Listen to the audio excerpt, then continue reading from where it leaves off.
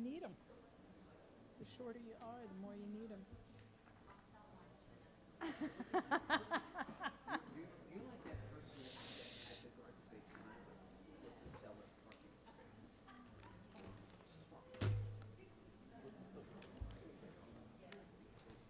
Phone off? My phone's in the other room. Ah, that's good. Okay, come on. I'll pass these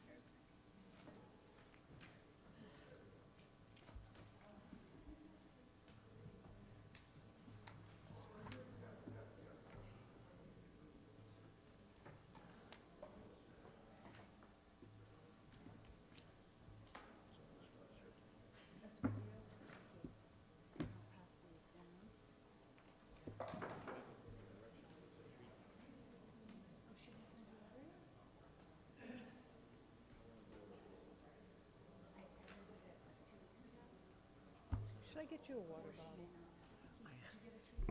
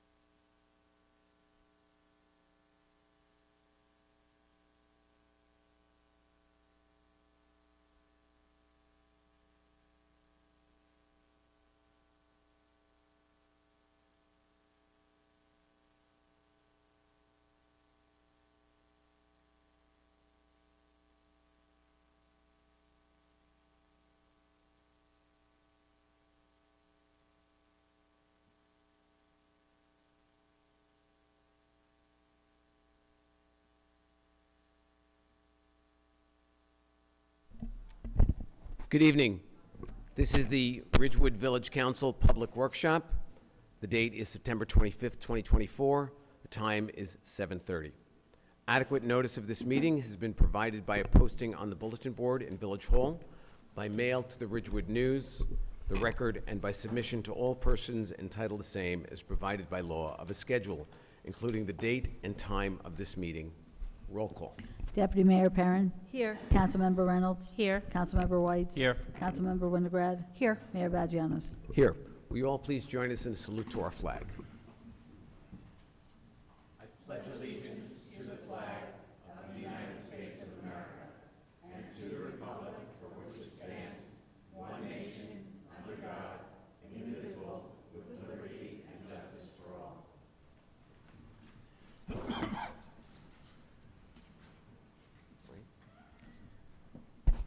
We're going to take things a little out of order tonight. It's on the revised agenda. As I'm sure everyone knows, there was an issue with Ridgewood Water this weekend, and we're certain that there are lots of questions associated with it.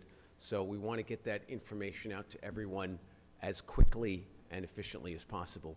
So we are going to hear from the staff of Ridgewood Water and begin our meeting with that. So, ladies and gentlemen from Ridgewood Water, if you'll please join us.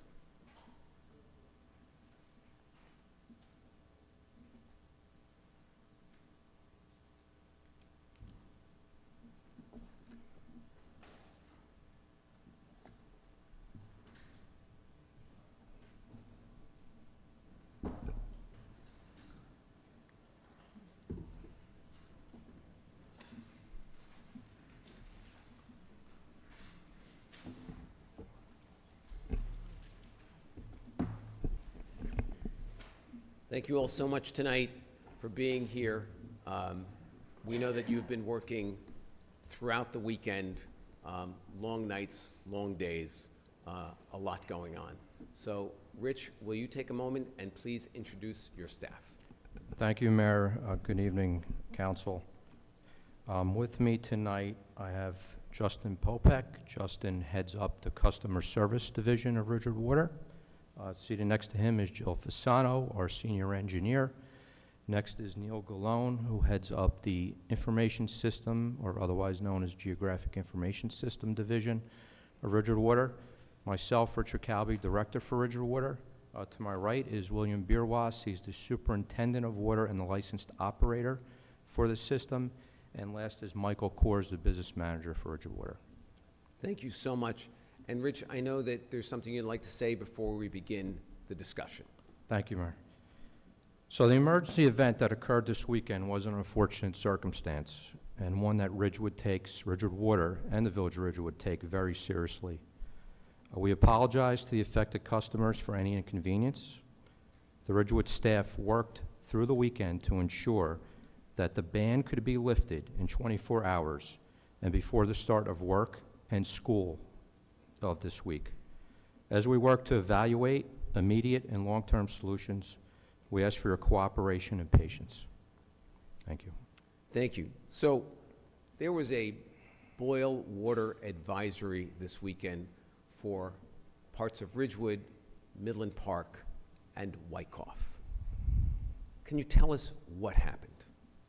So this past Friday, the water pressure in our system fell below 20 psi, that's pounds per square inch, for several hours on Friday morning. Do you know why this happened? Yes, there was excessive lawn watering in the area of that service in violation of local ordinances, mostly in Midland Park. How do you know it was caused by excessive lawn watering? Our readings showed that it occurred during the hours of 3 a.m. and 6 a.m. in the morning time when sprinklers typically are running. And I have come to learn that there was also a broken valve involved. Is that correct? That's correct. Was this the cause of the problem, the broken valve? No, but it exacerbated the problem caused by the excessive watering. Has the valve been fixed? Yes. And how long did this drop in water pressure last? By 7 a.m., the water pressure was restored above 20 psi. So the drop in water pressure went from 3 a.m. to 6 a.m. or thereabouts, but by 7 a.m., it had resolved. Correct. Did the drop in water pressure below 20 psi occur at any other time during this weekend? No. Why is a drop in water pressure below 20 psi a problem? When the water falls below 20 pounds per square inch, 20 psi, there's the potential danger that water could become stagnant and bacteria could enter into the pipe. Does it create any other issues? It puts fire protection in jeopardy. Got it. So firefighters will have trouble fighting fire when our water pressure drops When there's that low. inadequate pressure, correct. Got it. Yes. Is that why you had the boil water alert in effect?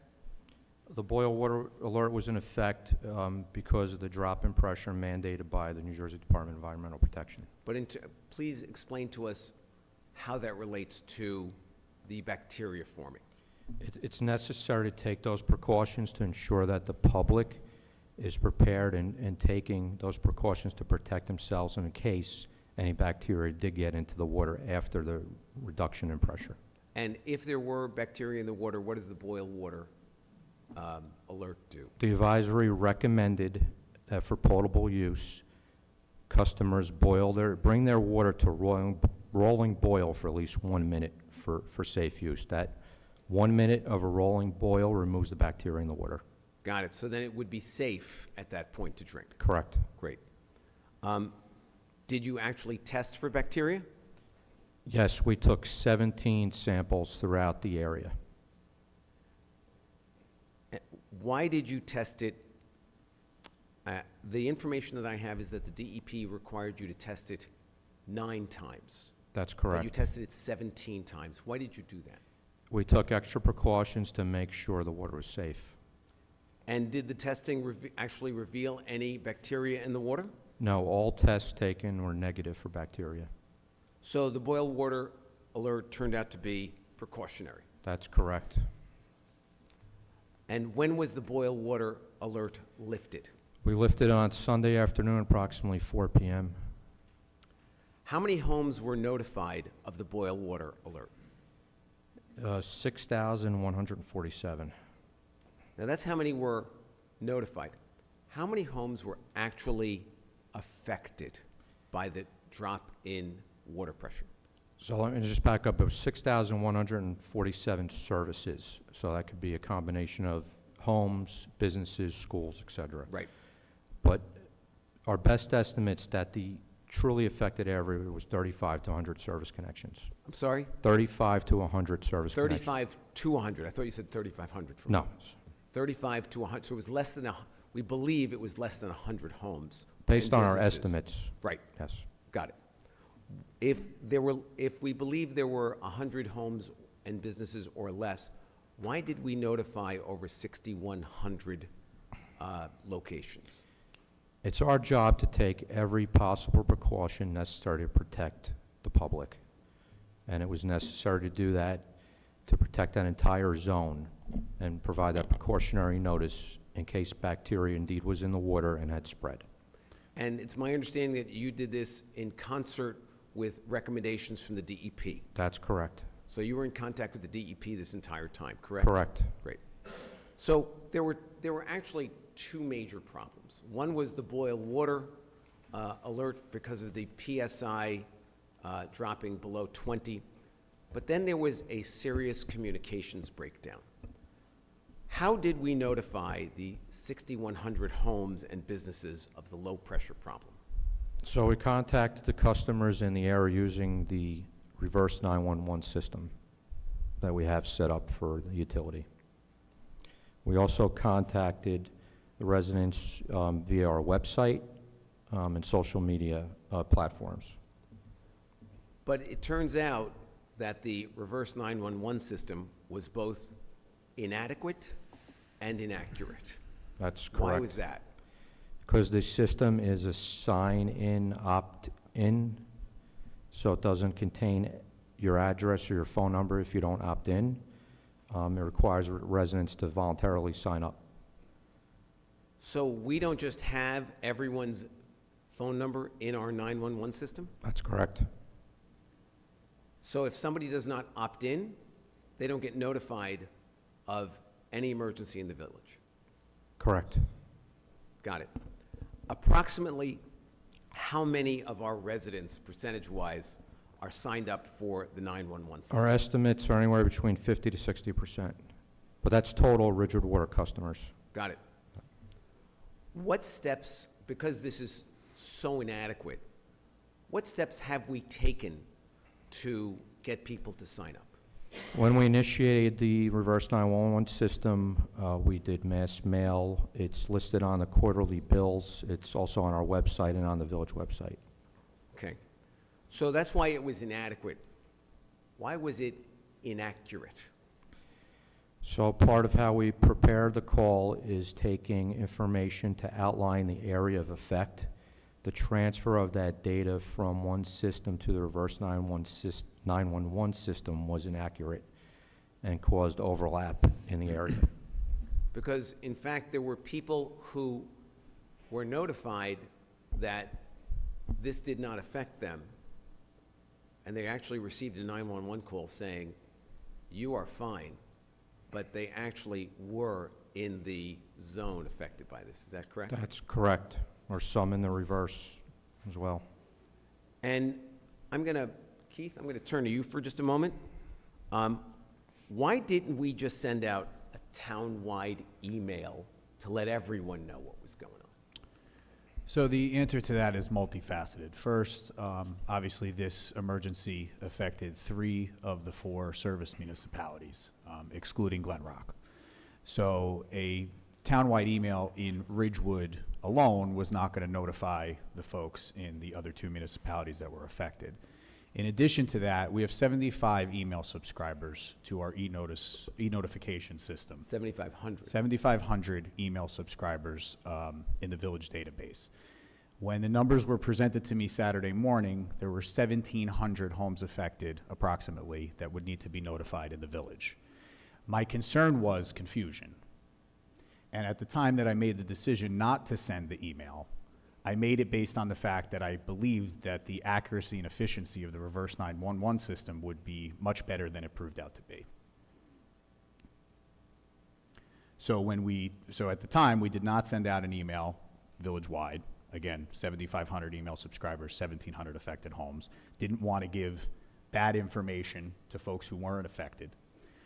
Once we were able to diagnose, and we saw this unfold online and in customer phone calls to Ridgewood Water and customer calls to the village and email communications, I quickly understood that there were some inadequacies in the reverse 911 system. And when the boil water advisory was lifted, we sent it out town-wide because we were trying to fill that information gap. Got it. Thank you. So let's talk about what the next steps are. What are we doing now to ensure that this does not happen again? Short-term or long-term? Let's start with short-term. Short-term, as soon as we were notified of the emergency, Mr. Bierwas employed the services of a hydraulic engineering firm to help us evaluate the situation and determine solutions. And what options did they give you for solutions short-term? We are exploring options to bring more water and pressure into the area. Today, Mr. Kaczmarek, Mr. Bierwas, and myself met with a neighboring town to see if there's a possibility of bringing more water into that area from that neighboring town. They are also evaluating possibility of moving or finding a way to move water from the lower parts of our system into this higher elevation part of our system using pumps. And Mayor, we should be clear that we don't currently purchase water from the neighboring town that we met with today. That's Just to be correct. clear. Right. So you're talking about putting in some additional pumps to Yes. move the water to this affected area in the future? From either neighboring town or from the lower parts of our system where there's adequate supply. Got it. Why didn't we do this before this happened? The water restrictions were providing adequate pressure and flow in the area. How is a pump or pumps going to help this problem? Well, the pump allows us to take the water from a lower elevation and using that energy to pump it up to a higher elevation, thereby providing the necessary pressure for that zone, to feed that zone. You talk about a lower elevation and a higher elevation. Best example is West Glen Avenue. As you drive from the bottom up from Maple Avenue all the way up into Midland Park. To move water up that hill, you need energy. That energy is typically done in the water business with a pump. The pump provides that energy to boost that water up that hill. So the affected area that there was a problem, was that what you would refer to as high ground? Correct. Some of the highest in the system. And is that why they were affected and other parts of our service area were not affected? That's correct. So when the water pressure drops, as it did in this instance, it's those higher ground areas that are most affected, correct? Correct. Great. And how long would it take to install this pump? Or is it one pump? Is it more than one pump? That has not been determined at Okay. this point. It could possibly be more than one pump, multiple pumps. Once everything is verified and assuming we had everything on hand, what we're looking at could take no longer than a week to install. But that's, again, assuming that we have all the permits in place, all the equipment procured. A lot of the work would be done in-house by Ridgewood Water staff. And Rich, we would need both NJDEP approval and county approval because it's a county road. That's correct. And we've already contacted New Jersey DEP. Mr. Bierwas, again, took a proactive measure, contacted the DEP, had a conference call with, I know how many of them yesterday, a large group. They're amenable to this solution. They understand the problem. They know what we're proposing is a solution that will work, and they're working with us to fast-track that once we have the hydraulic engineer's approval that what we're proposing will work. So are you- And I've placed a call into the county administration to let them know that this is a possibility we may consider. So I'm less concerned about the county than I am about the DEP. They are not known for their quickness on approvals. What makes you think that we might get this quickly or very quickly? We are in constant contact with them daily since this emergency occurred. Actually, Mr. Bierwas received a call last night at 10:30 p.m. They've asked us to report to them daily on status, and we continue to communicate. And they've gone as far to say that they verify and will support in any means necessary to stop the watering. And so I believe that means at the same time they will support anything else we need to do to make this be fixed temporarily So and you're saying- long-term. Are you saying that because this is an emergent situation that they might move at a quicker pace than they normally would? Correct. Great. Are there any other issues besides county and state approval in getting this done quickly? We need to make sure the equipment that we decide, or the hydraulic engineer decides is required, is available. You know, some of these things are not off the shelf, but there are other means to supplement them if possible. You know, roll-in pumps, temporary power. We're going to explore all options that are available.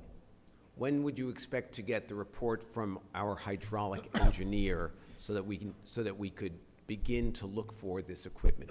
So the engineer's doing two things. They are evaluating this entire situation and will be preparing a report about what happened and what they recommend, but we've asked them in the interim to provide us by this Friday, report back on these solutions, the two options that I mentioned, neighboring town and moving water from low to high. It sounds like this has the possibility of moving relatively quickly. Correct. Okay. But we call this a temporary fix. How long would you anticipate that this temporary fix could last if necessary? Many years, up to 10 years. Really? Yes. Not so temporary? This is going to be a hard-piped transfer station. I could define that, and essentially a transfer station is a pump that moves water from low to high. We would literally take piping in the ground, move it over between the two zones, and put a pump between it. And that can be enclosed in a roadside box and last for many years. So the pump would be above ground, but the piping would be connected to piping below ground. Correct. And it would simply pump water from our low-lying areas to our higher ground. Correct. Good. Are there any other short-term fixes that we can look at or hope for? Compliance with watering restrictions, particularly during emergencies like this when we ask for a ban on water, because we found that this drop in pressure is only occurring during those morning hours, so when people are watering. So we're asking that people follow the restrictions, or in cases where an emergency happens like this and we ask for a ban on watering, that they follow that. Now, I know that we have an ordinance here in town, in Ridgewood, but we're also dealing with three other towns. Do they have similar ordinances? Yes, they all adopted similar ordinances last year, thanks to the efforts of yourself and the rest of the council. You actually had sent them a letter that I printed a copy of today back in February of 2023, and subsequent to that, they did adopt the same ordinance that's in effect here in Ridgewood. And I remember that letter specifically, and I remember lobbying the other mayors. I know that we stressed that this ordinance is important in addition to just our general water system, but it also helped keep our PFAS levels down to the lowest levels possible, and maintaining, it was important that we do this for maintaining adequate water pressure for firefighting. Correct. And I know that you have quarterly meetings or regular meetings, because I know I'm in attendance with them, Pam is in attendance at them. How often did we discuss this at the time? It was discussed at every meeting that I recall, and we actually held a special meeting in the evening just on this topic. So tell me, or I know, but please tell everyone else, what the response from the other 3 municipalities were to our request for ordinances, passing ordinances, and commensurate enforcement of those ordinances. We'll pass the ordinance, but we're not going to enforce it. Did all 3 towns say that? No, the borough of Glen Rock agreed to allow us to enforce. But Midland Park and Midland Park and Wyckoff? Wyckoff, no. And to this date, we still don't have the ability to enforce. We do hand out warnings in those municipalities or towns. Did Ridgewood Water offer support for this enforcement that was recommended? We offered our own personnel and made it clear to each town that any tickets that were issued, the fines go back to the individual towns, not to Ridgewood Water or the Village of Ridgewood. In your experience, because you deal with this here in Ridgewood, how important is enforcement to the compliance with the ordinance? Very important, particularly when it's something new.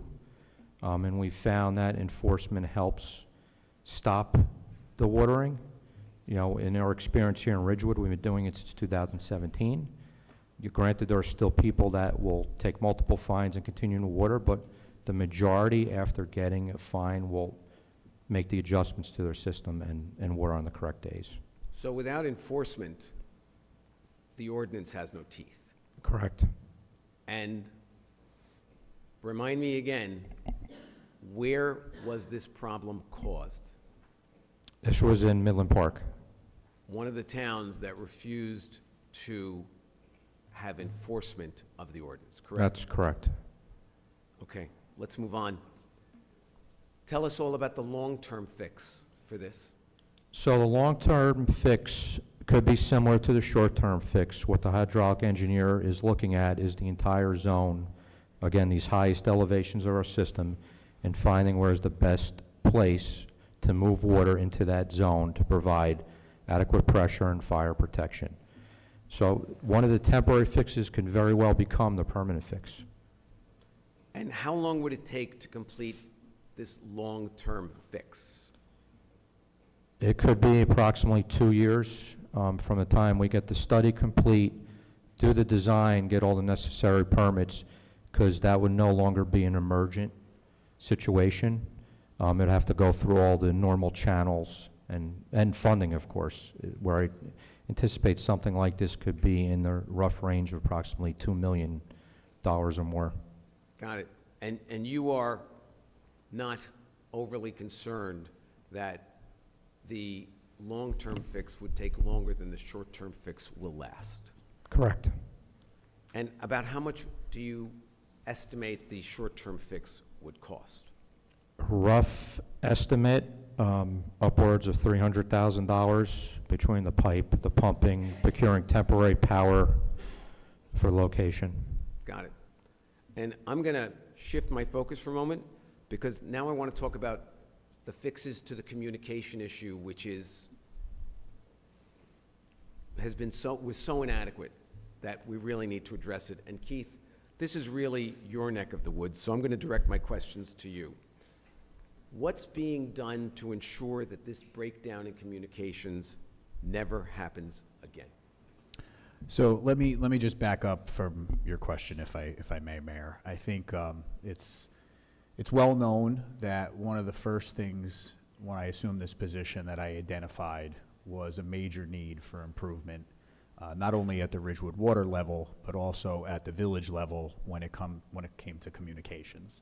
And I truly believe that over the last year and a half, we have fostered a culture here amongst all the village departments, even so much as onboarding a communications director specifically to carry out these types of functions, that communications was key to our collective success. But this is another area that we were deficient in. And we had discussions, interestingly enough, even before this emergency last week with regard to trying to beef up our reverse 911 communication system. And what I've done this week is I've directed all village departments to call all of their data points where they have direct contact information for Ridgewood residents.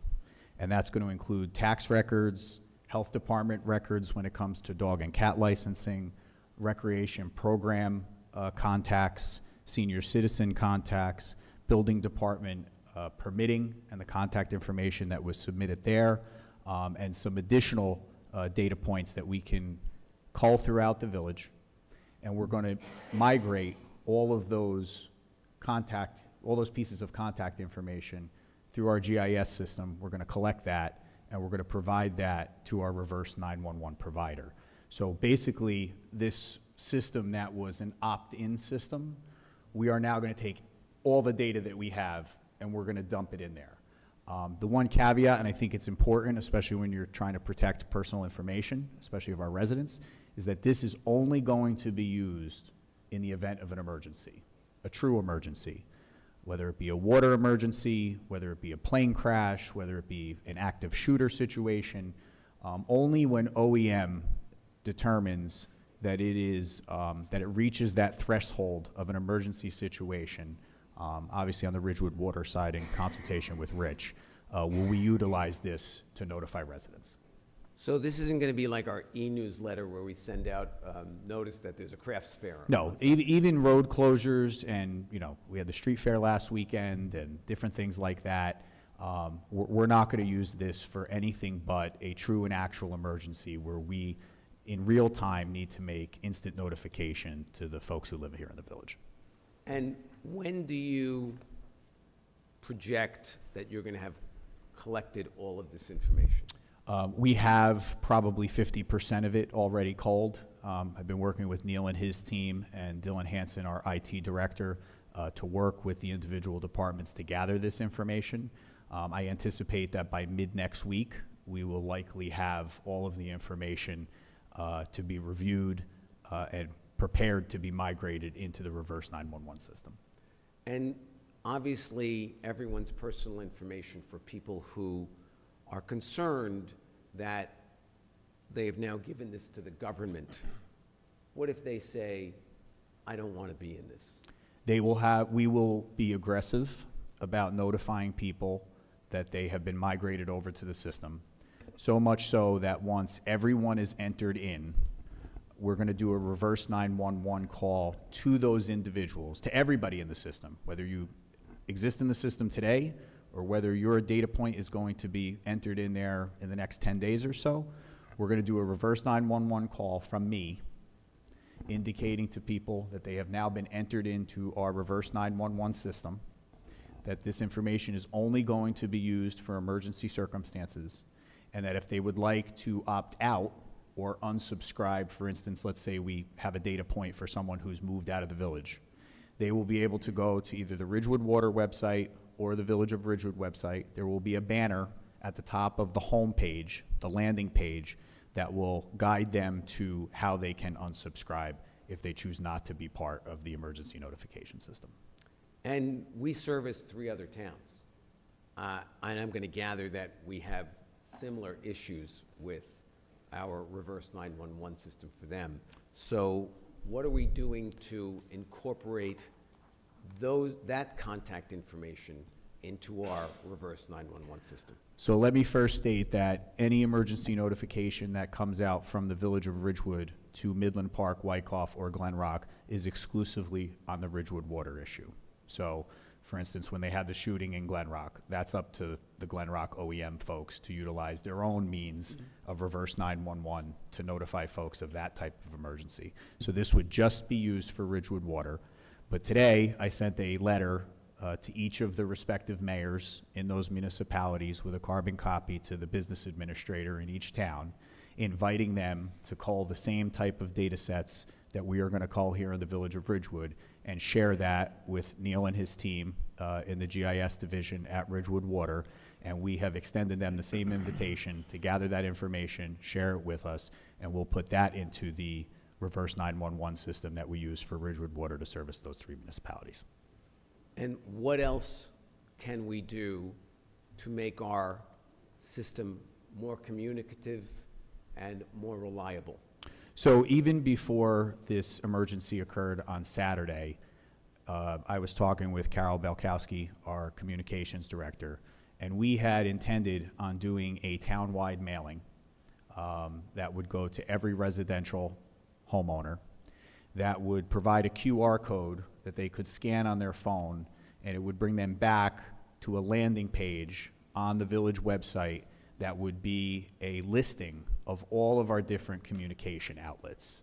So that would range from our e-news, our reverse 911 subscription, our recycling coach, our My Ridgewood app, which we'll hear about tonight from Carol, our smart water, all of the different areas that we use throughout our departments to communicate with our residents. People would be able to go there and essentially have a buffet menu of what they want to subscribe for and what they want to receive notifications to. So they can sign up to receive notifications for lots of things at that point. Correct. The other thing that we're going to do is we're going to expand our reverse 911 notification system beyond just phone calls. The system that we use has the technology built into it that the same message that's delivered by automated call can also be delivered by text message and email. We're going to expand the system so that when we do have an emergency, like we did with Ridgewood Water on Saturday, you'll not only receive that message via robocall, you'll also receive it by text message and by email, if we have that information for you. Sounds like a lot of work. How long is it going to take? I anticipate that within the next 30 days, we will have this up and running. I do plan to have that communication that's going to go out by regular mail through the Postal Service, done with Carol sometime in the month of October, so that people can be directed to subscribe to any of those services that they choose to be part of. And as far as the mass data dump into the reverse 911 system, which will include phone numbers, but will also include emails, I anticipate we'll have that done in the next 30 days. Keith, when you decided to use the reverse 911 system as the primary way of reaching out to people, did you suspect in any way that it was going to be this inadequate? No, the only emergency situation that I can recall, and Jeremy is actually out of the country, so he and I have to connect on this. The only actual emergencies that I can recall during my tenure here that we've used the reverse 911 system for has been flooding. And keep in mind that flooding events are isolated to certain areas of the village that are susceptible to flooding. So I don't think that we would have realized the lack of full penetration, so to speak, through those reverse 911s, because they were only intended to be received by certain folks who were susceptible and in the floodplain. Keith, you've got a lot of experience before you came here. You were in 3 different towns, some smaller, some bigger. Did you ever encounter a reverse you had reverse 911 in all of those towns, I gather? Yes. And you used them in Yes. all of those towns. Were any as inadequate as the one that you found here when you got here? There's always a populace who you're not reaching, and sometimes they're vocal, but not like we experienced on Saturday. We have an obligation to beef up this data set that's in the reverse 911 system so that we have maximum penetration in a situation like this. And while, listen, I'm not going to take away from the emergency situation and the DEP requirements and everything that Ridgewood Water needed to do within their due diligence this past weekend, but you know what kept me up, other than trying to correct the situation and give people restoration of water service, what kept me up Saturday and Sunday night was if this had been a plane crash or a train derailment or an active shooter situation at a school or a house of worship, that would have been an ultimate failure, because then you're talking about true life and death situations, and where we would have had to notify residents of what to do in those circumstances, and we wouldn't have had maximum penetration in communicating with those folks. So this is what we need to do. There was some discussion amongst the department directors about taking this information and putting it into the reverse 911 system. I will deal with the ramifications of that decision if anyone is upset over it or complains about it, because I believe that this information is too valuable not to get out in an emergency, and we're going to give people a direct route to unsubscribe if that is their desire. Well, I think that because we just dealt with an active shooter in Glen Rock just a short time ago, Sure. you know, this is the kind of thing that we need this information, and if somebody truly wants to opt out, it will absolutely be their option. Right. Thanks, Keith. Rich, I'm going to come back to you. When did you start at Ridgewood Water? June of 2015. And what was your background at the time you started? When I started here, I had close to 21 years of experience, mostly in local government. I as well had also been in 3 other towns before coming to the village of Ridgewood. I also worked for a private firm and the Army Corps of Engineers.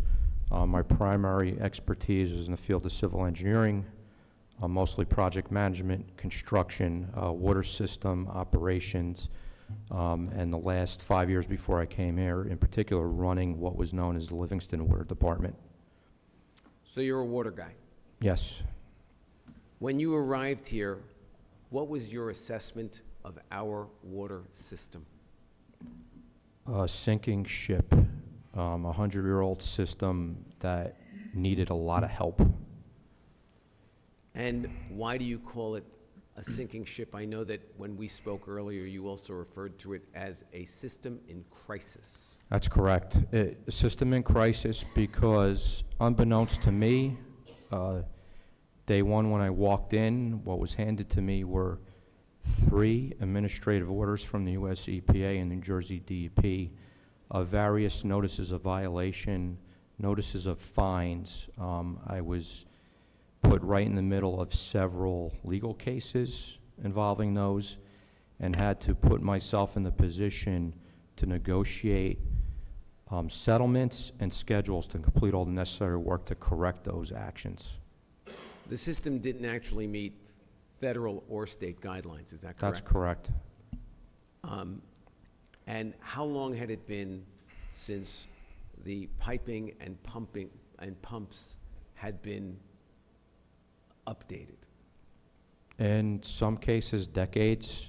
I couldn't give you exact dates for each location just here tonight, but there were critical infrastructure. What I mean by that is places like storage tanks that provide fire protection and pressure in the system, pump stations that move the water between the different elevations, low to high, let down water from high to low, that were aging, hadn't been taken care of, and needed help in the form of a lot of investment and new construction. And what did you do once you realized that you had, as you called it, a system in crisis? We created a plan. The plan started with what were the issues at bay by the U.S. EPA and required as part of the orders that were entered into by the village council at that time, myself, the manager, and DEP. And that investment was essentially a $40 million capital plan over the course of about 4 to 5 years. Was that the whole plan? No, that was just eliminating the violations. So this was to address the most serious issues first? Correct. And when did you implement this part of the plan? Started as early as 2016, my very first budget year. So you got here in 2015, and in 2016, were you under construction? We were under construction with at least the storage tank projects. Can you give me an idea of where you spent $40 million at that time? We had to physically upgrade every single storage tank with the exception of Valley View tankers that had recently been redone.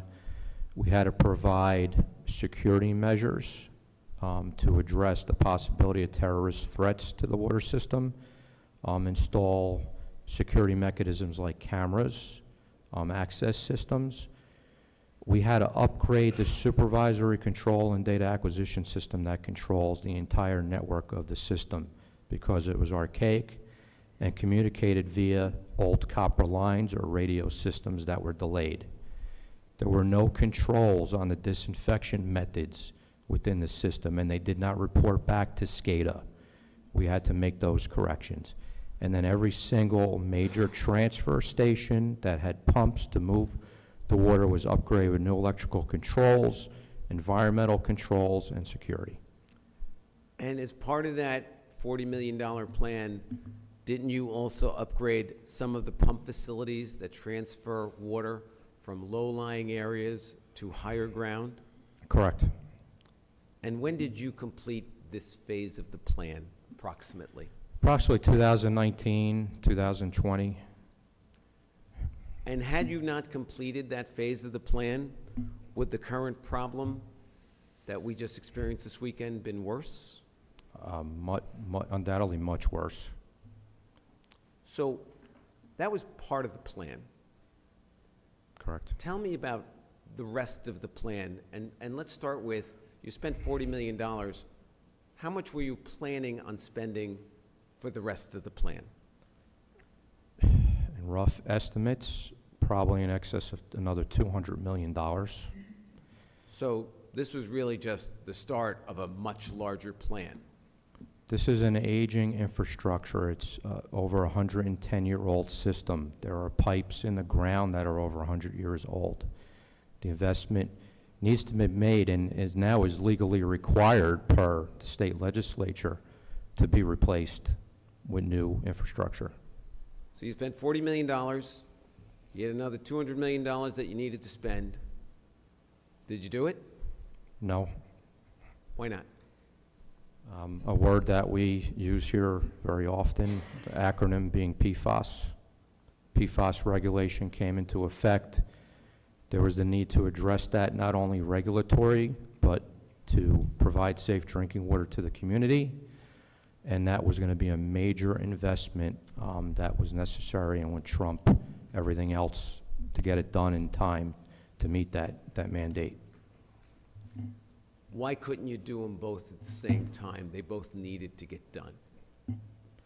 It's an impossible feat in my mind. As I've told you all very many times, this has been one of the toughest jobs that I've ever endured. Given the breadth of what PFAS has been and the reimagination that we're undertaking for this system and rebuilding it into 12 treatment plants, not millions, but hundreds of miles of new pipe to connect all the satellite wells to those plants. It's unfathomable to think about how we could get all that done, but really even construct it all at the same time. There would be such a disruption to the system and to the customers that it just wouldn't be practical. And aren't you doing other projects at the same time that you're doing PFAS, smaller projects than this $200 million upgrading of the system? We are replacing lead service lines.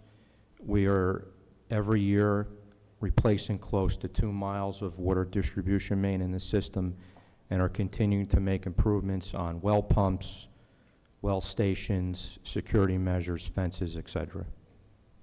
So you've been keeping busy. Sir, I've been keeping busy as well as all the people to my right and left. We live and breathe this daily. And we all love what we do. I know you do. Yep. I know you do. I know it's a mission for all of you. I really do. And so tell me today, what is the status of that $200 million in projects that was put off because of PFAS that you wanted to get started back in 2019, 2020? Where's that going? When are we going to get to that? So we've started the planning. Thanks to your approval, we hired a hydraulic engineer, separate and apart from the hydraulic engineer who was brought in for this emergency, to start evaluating where those improvements need to be made. And that's strictly on the transfer of water, maintaining our disinfection in the system, and a couple other variables. In addition to that, our GIS team has identified the age of our pipes, which ones are criticals, where we should start replacing pipe. So we've begun the planning process. Actual shovels in the ground will likely start in 2027 once the last PFAS plan is complete. So when would you actually hope to break ground on one of these projects? 2027, or in terms of the transfer of water and the permanent solution to this problem we're speaking about tonight, sooner. Got it.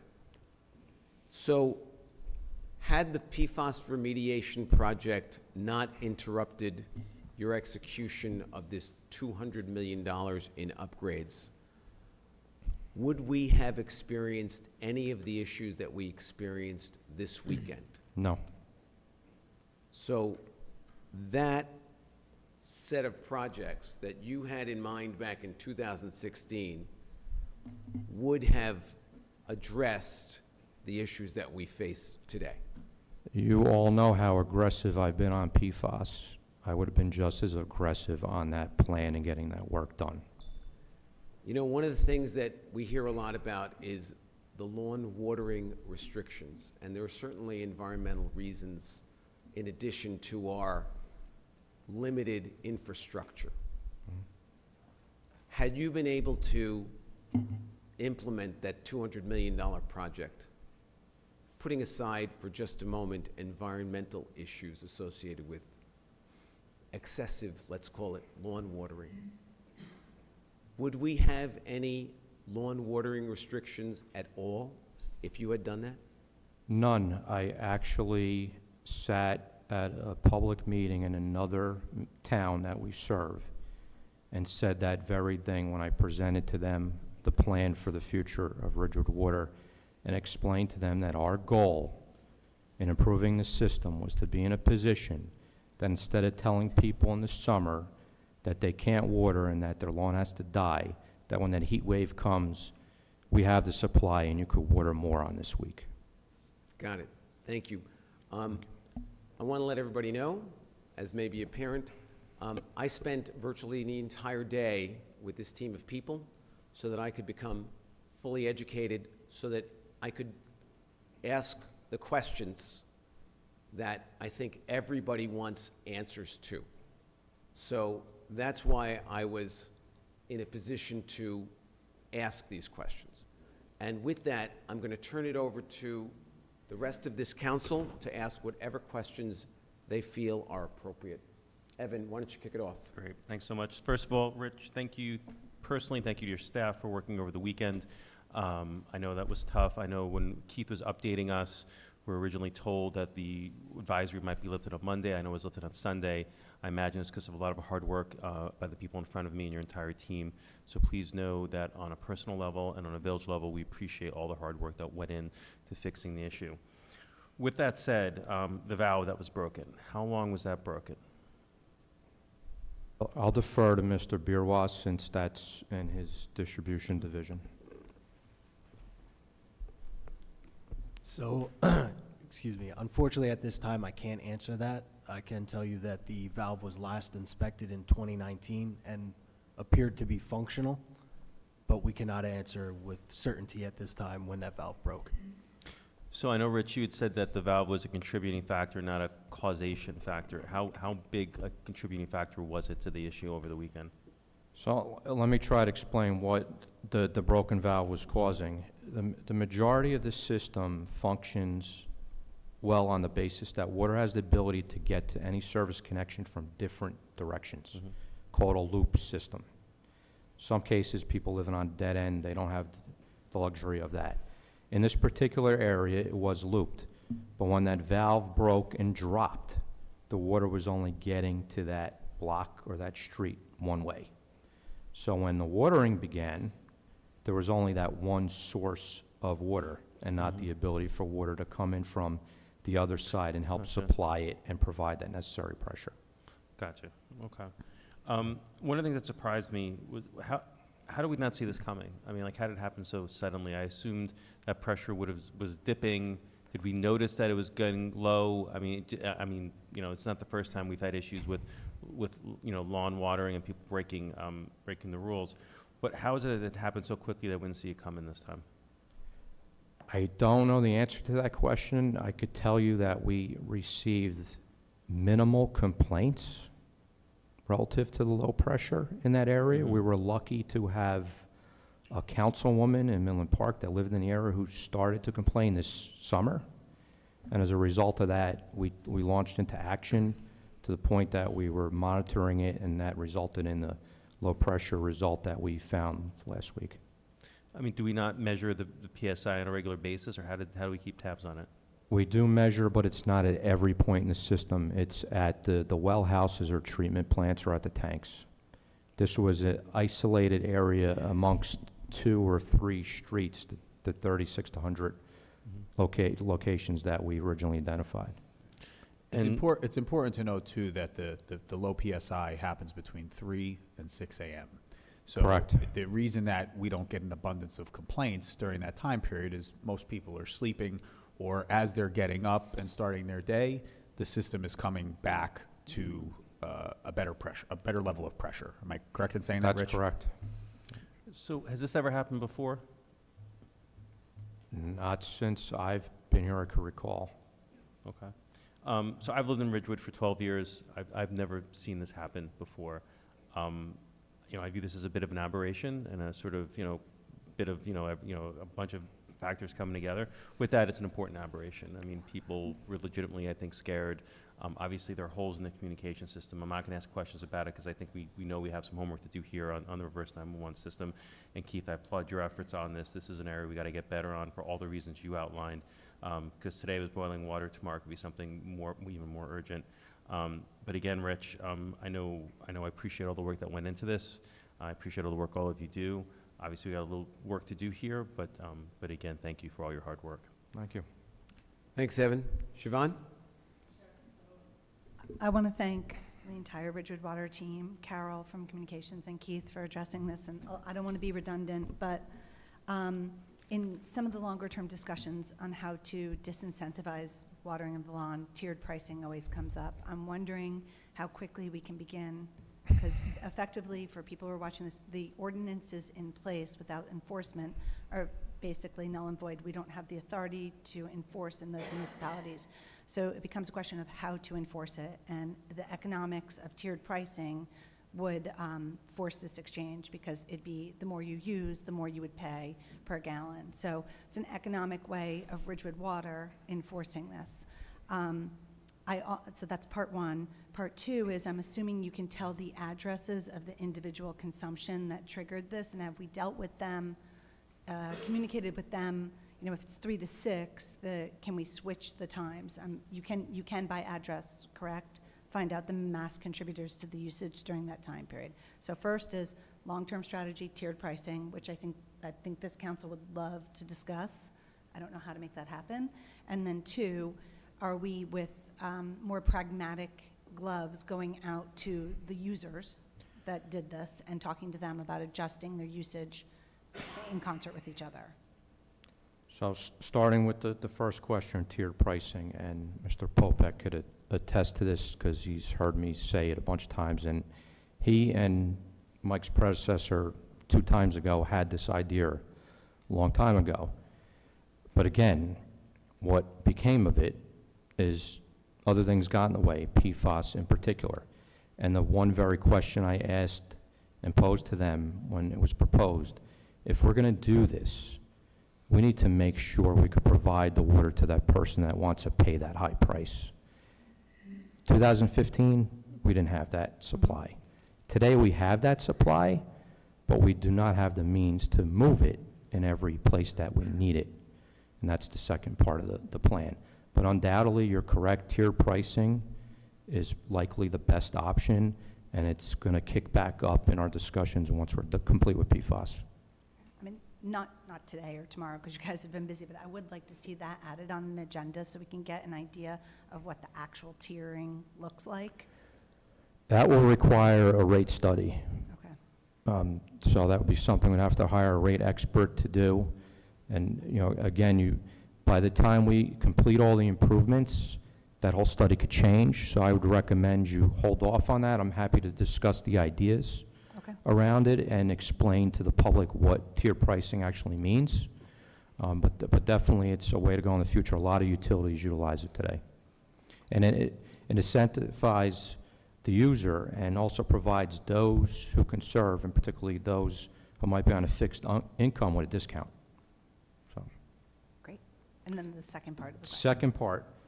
So in terms of max contributors, we do have meter data. Meters are read monthly. We can identify usage on that basis. We are proposing, as a phase 2 of the hydraulic model you approved a couple months ago, to next look at how that works throughout our system. You know, starting with phase 1, assuming that everybody complied with the 2-day-a-week watering. What is the baseline of that? What if only 50% of the people are complying, which we believe is the basis we're at today and have been at for a while? And then looking what are the alternatives? You know, changing days, changing times, but that, again, all has to be studied. The good news is part of what we hired the emergency hydraulic engineer to do as part of this area, and what occurred, that we gave them all the information for those accounts in that area. So they're plugging that in. Thank you. I hope that answers. Good? Yeah, great. Thanks, Siobhan. Lorraine? Thank you. I just want to say thank you to everybody. I know you guys had a very, very long weekend, and I am going to look at this as a blessing in disguise, and no one was harmed. People were inconvenienced, certainly, but hopefully this will, in the future, we will get our reverse 911 all set, and God forbid any emergency happens, it will be much better next time. Thanks. Thank you. Thanks, Lorraine. Pam? At the point when we come to considering tiered pricing, perhaps there's a way to add a cap at the high end. Correct. Yes. And then I also, for the public, I just wanted to reiterate that this was not a situation of lack of diligence, lack of monitoring, laziness, stupidity. This was a reaction that was totally professional. This could happen to any water system, and we are lucky, I'll repeat that, lucky to have the staff that we do at Ridgewood Water. So thank you. Thank you. Mayor, if I Thanks, may. Pam. Keith? So first, at the risk of prolonging this, I just want to echo the statements of the council in thanking all of the Ridgewood Water leadership, management staff, the on-the-ground staff for the work that they've done since Friday afternoon relative to this. They have literally not slept since the boil water advisory went into effect on Saturday morning. There has been constant contact, not only with village management, but also with the leadership in all 3 of the respective service area towns. I've been in touch with all of the administrators there over the weekend into this week. We all understand that there were deficiencies in the operational rollout of this, and certainly in the communications outlets. And we've learned a lot of valuable lessons from this, but that's no excuse. And you know, the first thing that Rich and I said to each other when we connected late Saturday, and we were in the midst of the boil water advisory, and there was a lot of information that was being shared on social media and on other internet outlets, we both agreed that we need to do better. So, you know, when it's the best leadership you can have are folks who realize that they need to take responsibility and they need to take corrective action. And I can tell you that everybody on this team is committed to doing so. With that being said, I debated with myself much of today whether I wanted to bring this up from the dais. And when I came to Ridgewood in July of '23, I was well aware that there are media outlets out there that are critical of village government, Ridgewood Water, other levels of government, and I knew that full well taking this position. And I will never shy away as the village manager in this municipality from someone asking a question, criticizing a decision, even playing Monday morning quarterback to say we could have done better, because we should be saying that just as much as our critics should be able to say that. But yesterday afternoon, Rich Calby and I received an email from Councilwoman Nancy Pete, who is a Midland Park Council member. She's the water liaison to Ridgewood Water. And I have to tell you, if there's a hero in this whole scenario, it's Nancy Pete. Because since the summer, she's had some concerns about pressure. And one of the reasons that this was dug into as deep as it was, going back to the June situation on graduation night, when Rich and I were on Channel 2 explaining that people needed to curb their water use during that heat wave, Nancy Pete had a lot to do with being able to report in real time to Ridgewood Water what was happening up on Hill Street near the Glen Tank in the borough of Midland Park. But yesterday afternoon, Nancy sent Rich and I an email which included a write-up from an internet outlet that was patently and completely false. And in it, it said, and what we found out from a confidential source was that this weekend's boil water advisory was likely triggered by human error at Ridgewood's Water's Wharton Dyke Treatment Facility in Midland Park. Rich, is the treatment facility at Wharton Dyke in Midland Park manned by any Ridgewood Water personnel? No. There's no office there, there's no control panel, there's no personnel controlling anything on the technical side of Ridgewood Water at that location. No. It goes on to say it was said that someone there forgot to hit the switch and fill water storage tanks serving Midland Park and portions of Ridgewood and Wyckoff. Excessive lawn watering played no role in the boil water advisory. On top of a bad situation where we have all acknowledged that we need to do better, this is completely and utterly irresponsible. And this misinformation campaign made a bad situation, not for us, we'll live to come to work tomorrow, but for those residents that lived up in that area of Midland Park and needed to boil their water, and for that councilwoman who simply wanted to go on an afternoon walk and was accosted by her constituents because they believed that this was true, in the midst of an emergency in this town and in our 3 service area municipalities, we do not need misinformation from undocumented, maybe non-existent sources to be spread during the midst of an emergency that affects the lives of real people who live in the service area. So not only do I think that the village needs to do better based on this circumstance, not only do I think that Ridgewood Water needs to do better in this circumstances, but I think the people that are putting out information about what's going on to the general public, I think you need to do better too. Thank you, Mayor. Thank you, Keith, and I think we all agree, you and I have this conversation all the time, where I say to you, why do you even go on those media And Mayor, outlets? I would never bring it up from the dais, I know.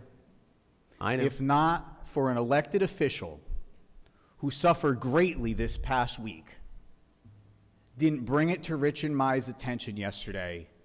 And when we called her, the woman was almost in tears. And I don't want to put too much out there about Nancy. She's a friend. We sit on the GIF together. We've developed a nice relationship since I've been here. She's a terrific person, too. But she did not deserve what happened there on top of everything else that transpired this weekend. I still believe that you have to do the right thing and you have to tell people the truth. And hopefully one day that message will penetrate to the people who populate some of the local media outlets that are incredibly unreliable. And with that, I want to take a moment to thank you all. Please pass along through me, on behalf of this entire council, on behalf of this community, the efforts that you made to correct this situation as quickly as possible. I will echo what Lorraine said. This was a blessing. We learned that our 911 system is wholly inadequate, and I applaud Keith's efforts because he has been working day and night to correct this, and not just correct it, but correct it quickly. Because no one expected, in the heat of this, that we were going to have an inadequate 911 situation. And while this was a very, very serious situation, we can all be grateful that it was not an active shooter or something even more serious.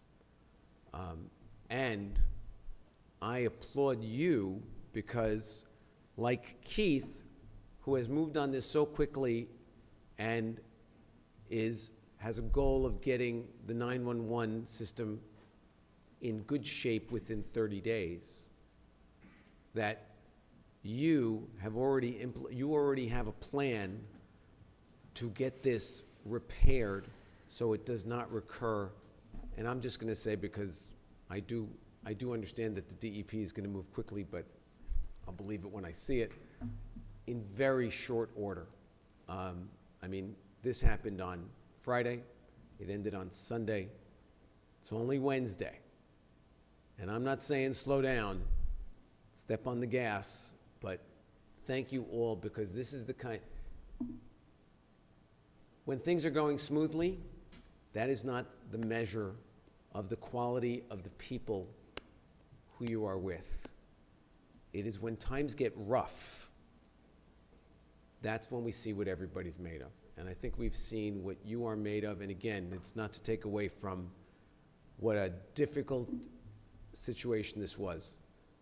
But I am very impressed, and I believe that I speak for this entire council, that you did a good job. Thank you all very much. Have a wonderful evening.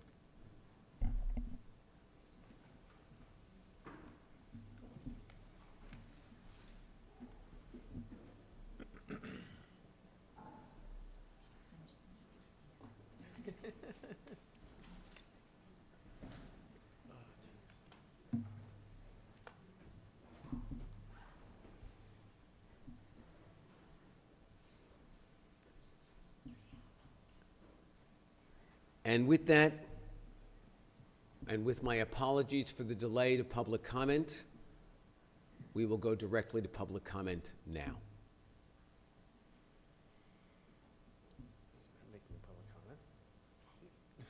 Anyone? If you would like to speak, please come to the microphone, state your name and whether or not you are a Ridgewood resident, and you have 3 minutes. If you could do me a favor and speak directly into the microphone, because if you don't, we can't hear you. If you could get closer to the microphone. It should be a It's not green on. light. Forgive me, there's a green light, there's a button and a green light. Now? So much better. All right. And if you could speak slowly, because the microphone doesn't come through clearly. So my name is Indradeep Chakrabarti. I'm a resident of Ridgewood, and I've observed something which is related to safety, and I would like to bring this to the council's attention. I'm a commuter from the train station, and before I go on, I am a professional in the world of transportation planning, and ever so often, I use it 4 to 5 days a week, and I've seen what you would call near misses at the train station, and that's because more than 50% of the cars back into the spots rather than just kind of pulling in. So when they're backing in, they make a maneuver of going and then pulling back. And when they're doing that, they're holding up traffic, and there are people who are rushing to the train station. I have seen myself 2 pedestrians almost getting hit, and once a car almost getting hit. So unfortunately, in the world of transportation, near misses are never recorded, unlike OSHA, where you record it. Till an accident actually happens, the police is not there, it's not recorded in black and white. But being proactive, this is an issue that needs to be dealt with. I worked on numerous New Jersey transit stations where the rules are you just have pull-in parking. Pretty simple as that. Nobody backs out. You're not facing the aisle. You just go in and you park. In the evening, you back out. People are much more relaxed in the evening rather than rushing to the train station. In the morning, there's a surge. When the trains are coming, you have a big influx of people coming in at that point of time, and everybody's rushing at that point of time to get to the train. I have seen it in their own eyes, and that's why I would like the council to direct Ridgewood Parking to eventually come up with a solution where this does not become a crash or an accident which impacts somebody. Thank you so much for bringing it to our attention. And I'm actually going to inquire, you can have a seat. Heather, do we not have a head-in parking only ordinance there? We changed it several years ago. We did. We did. So that's perhaps something at the train station in particular that we should consider. Something we will look at. Thank you so much for bringing it to our attention.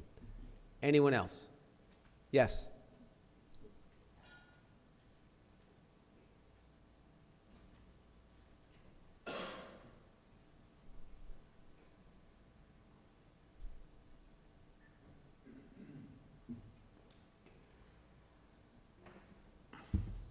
Yeah, Rorick Holiday, 1 Franklin Avenue.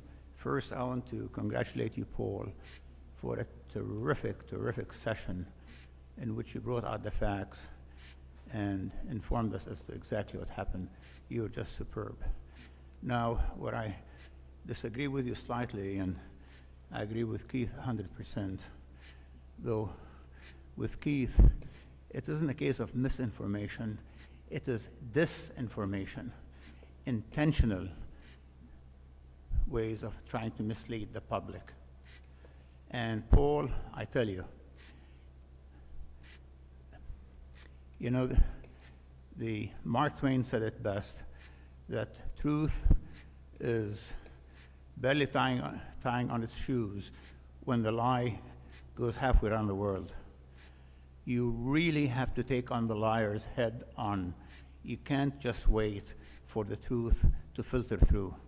So you have to take these people on head on. And I really like the way you approach it, Keith. But anyway, what you did with Ridgewood Water was just superb.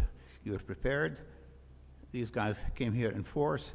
They're very good people. I have great confidence in Ridgewood Water. And you help alleviate a lot of the nonsense that took place. Thank you very much, and thank you, Keith. Thank you, Rorick.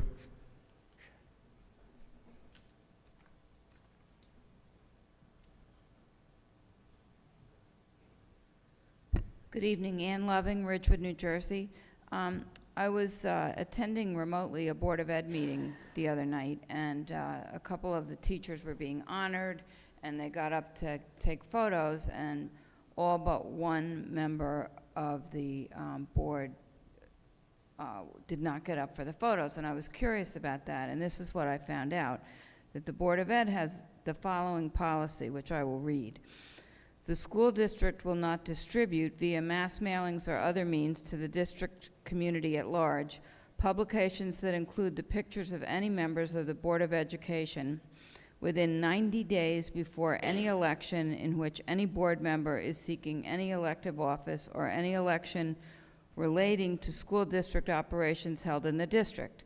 Any publications distributed by the board via mass mailings or other means to the district community at large within 60 days before any election in which any board member is seeking any elective office or any election relating to school district operations held in the district must be submitted to the executive county superintendent for review prior to distribution to ensure that public funds are being expended in a reasonable and cost-effective manner.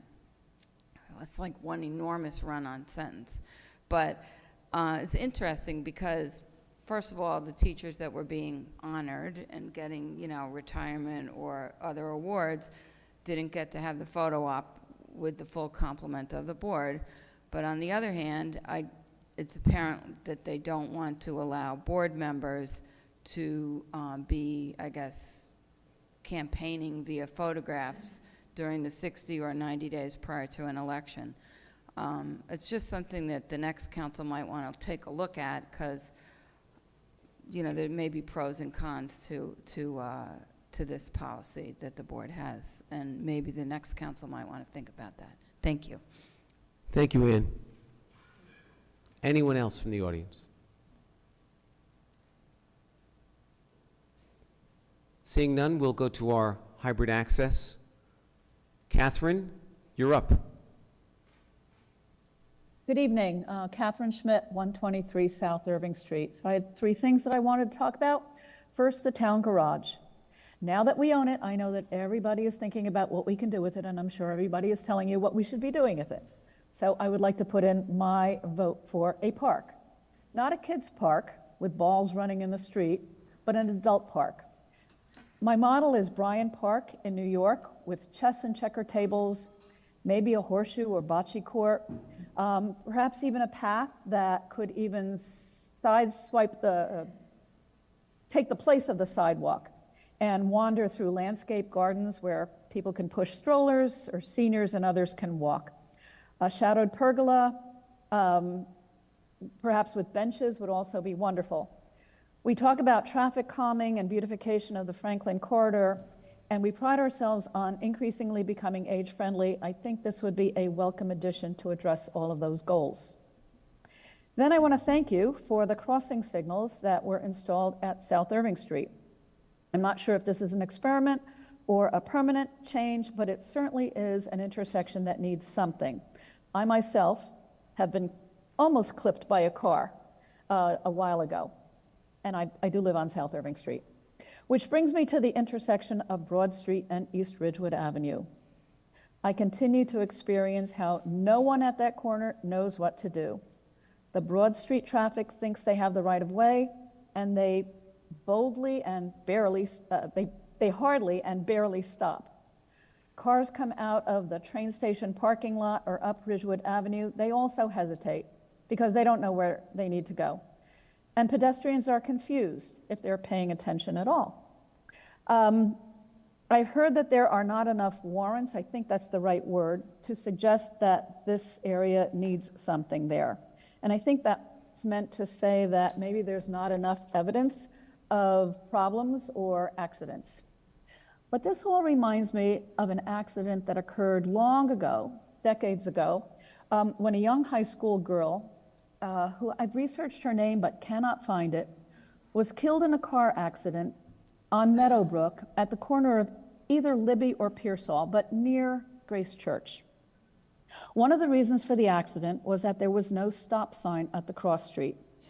Yes, there were a lot of other contributing factors, but as one of her classmates, or maybe it was one of her relatives, noted, there was no doubt that if there was a stop sign there, there would not have been a car collision. At the time of that accident, when I asked one of the council members why there was no stop sign there, I was told, well, we can't have a stop sign at every corner. And I thought, really? Excuse me? Today there is a stop sign there, and it was put there because of that accident. I trust that we have a different standard now in terms of where safety comes in, and the safety measures that we put in place, and that we're not going to wait until a tragedy occurs to put in anything that could help prevent it. I would like to advocate to put in a 4-way stop sign there at that corner. If it doesn't work, it's easy enough to take down, and it can prevent an accident. So thank you very much. Thank you, Catherine. Anyone else? Seeing no one, I'm going to close public comment. I have a comment. I remember that person. If we are speaking about the same person who was killed, she was not a high school student. She was a young mother. Her name was Maria. And I believe that there is a small monument in her name in Van Ness Park. That being said, the Broad Street intersection is a very dangerous intersection, and we are going to take a closer look at it.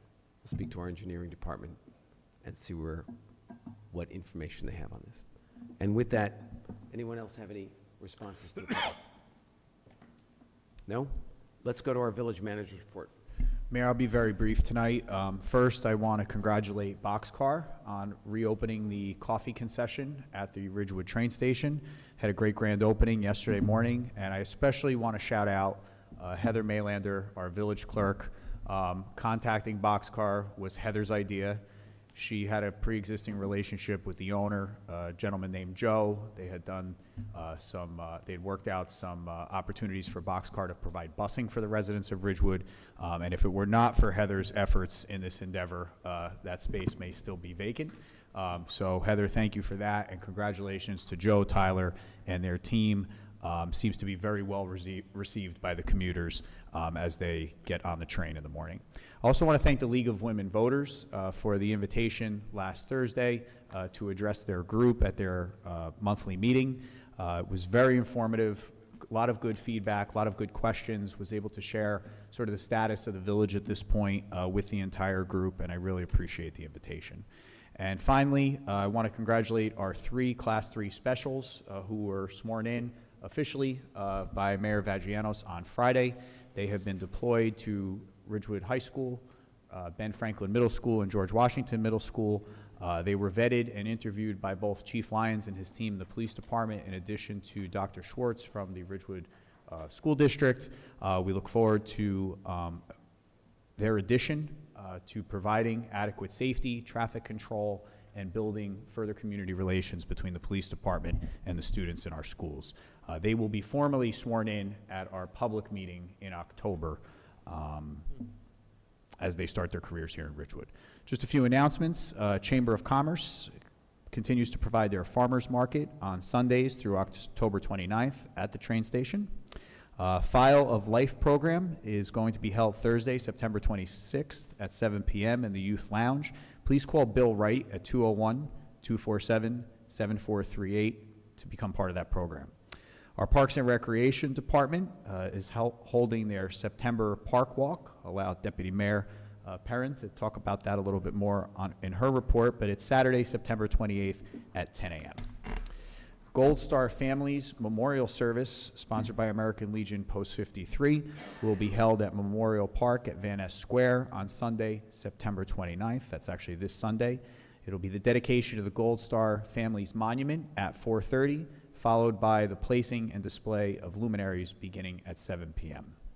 The next council chat will be held Saturday, October 5th from 9 to 11 in the Village Hall Caucus Room right outside the council chambers. Please call the clerk's office for reservations. Walk-ins are welcome, however, reservations have priority. On Sunday, October 6th at Ridgewood High School, there will be a very special lacrosse event, American Boy Fall Brawl at Ridgewood High School, which will benefit opioid awareness and treatment, and the game will feature a lacrosse game between Princeton University and Colgate University. I know Councilmember Wintergrad's going to speak on it during her report as well. The Village of Ridgewood and all village offices will be closed Monday, October 14th in observance of Columbus Day. The Ridgewood, the recycling center will also be closed, and there'll be no curbside bulk pickup refuse that week. Leaf season also begins on October 14th. Schedules are being mailed out from the Streets Division, and they'll also be posted on the village website and our social media outlets. The YMCA will be hosting Oktoberfest on Sunday, October 13th at Wisley Square Lot on the West Village from 11 a.m. to 4 p.m. There will also be free parking at the Hudson Street Garage during that event. The Ridgewood Guild will be holding a fall harvest marketplace on Saturday, October 29th from 11 a.m. to 6 p.m. at Memorial Park at Van Ness Square. And finally, our upcoming village council meetings. Our next meeting will actually be this coming Monday, September 30th. We moved the date in light of the Jewish holidays. That'll be a work session. October 9th will be our public meeting, and October 23rd will be a work session. All start at 7:30 p.m. And that concludes my report, Mayor. Thank you, Keith. Let's go to council reports. Siobhan? Sure.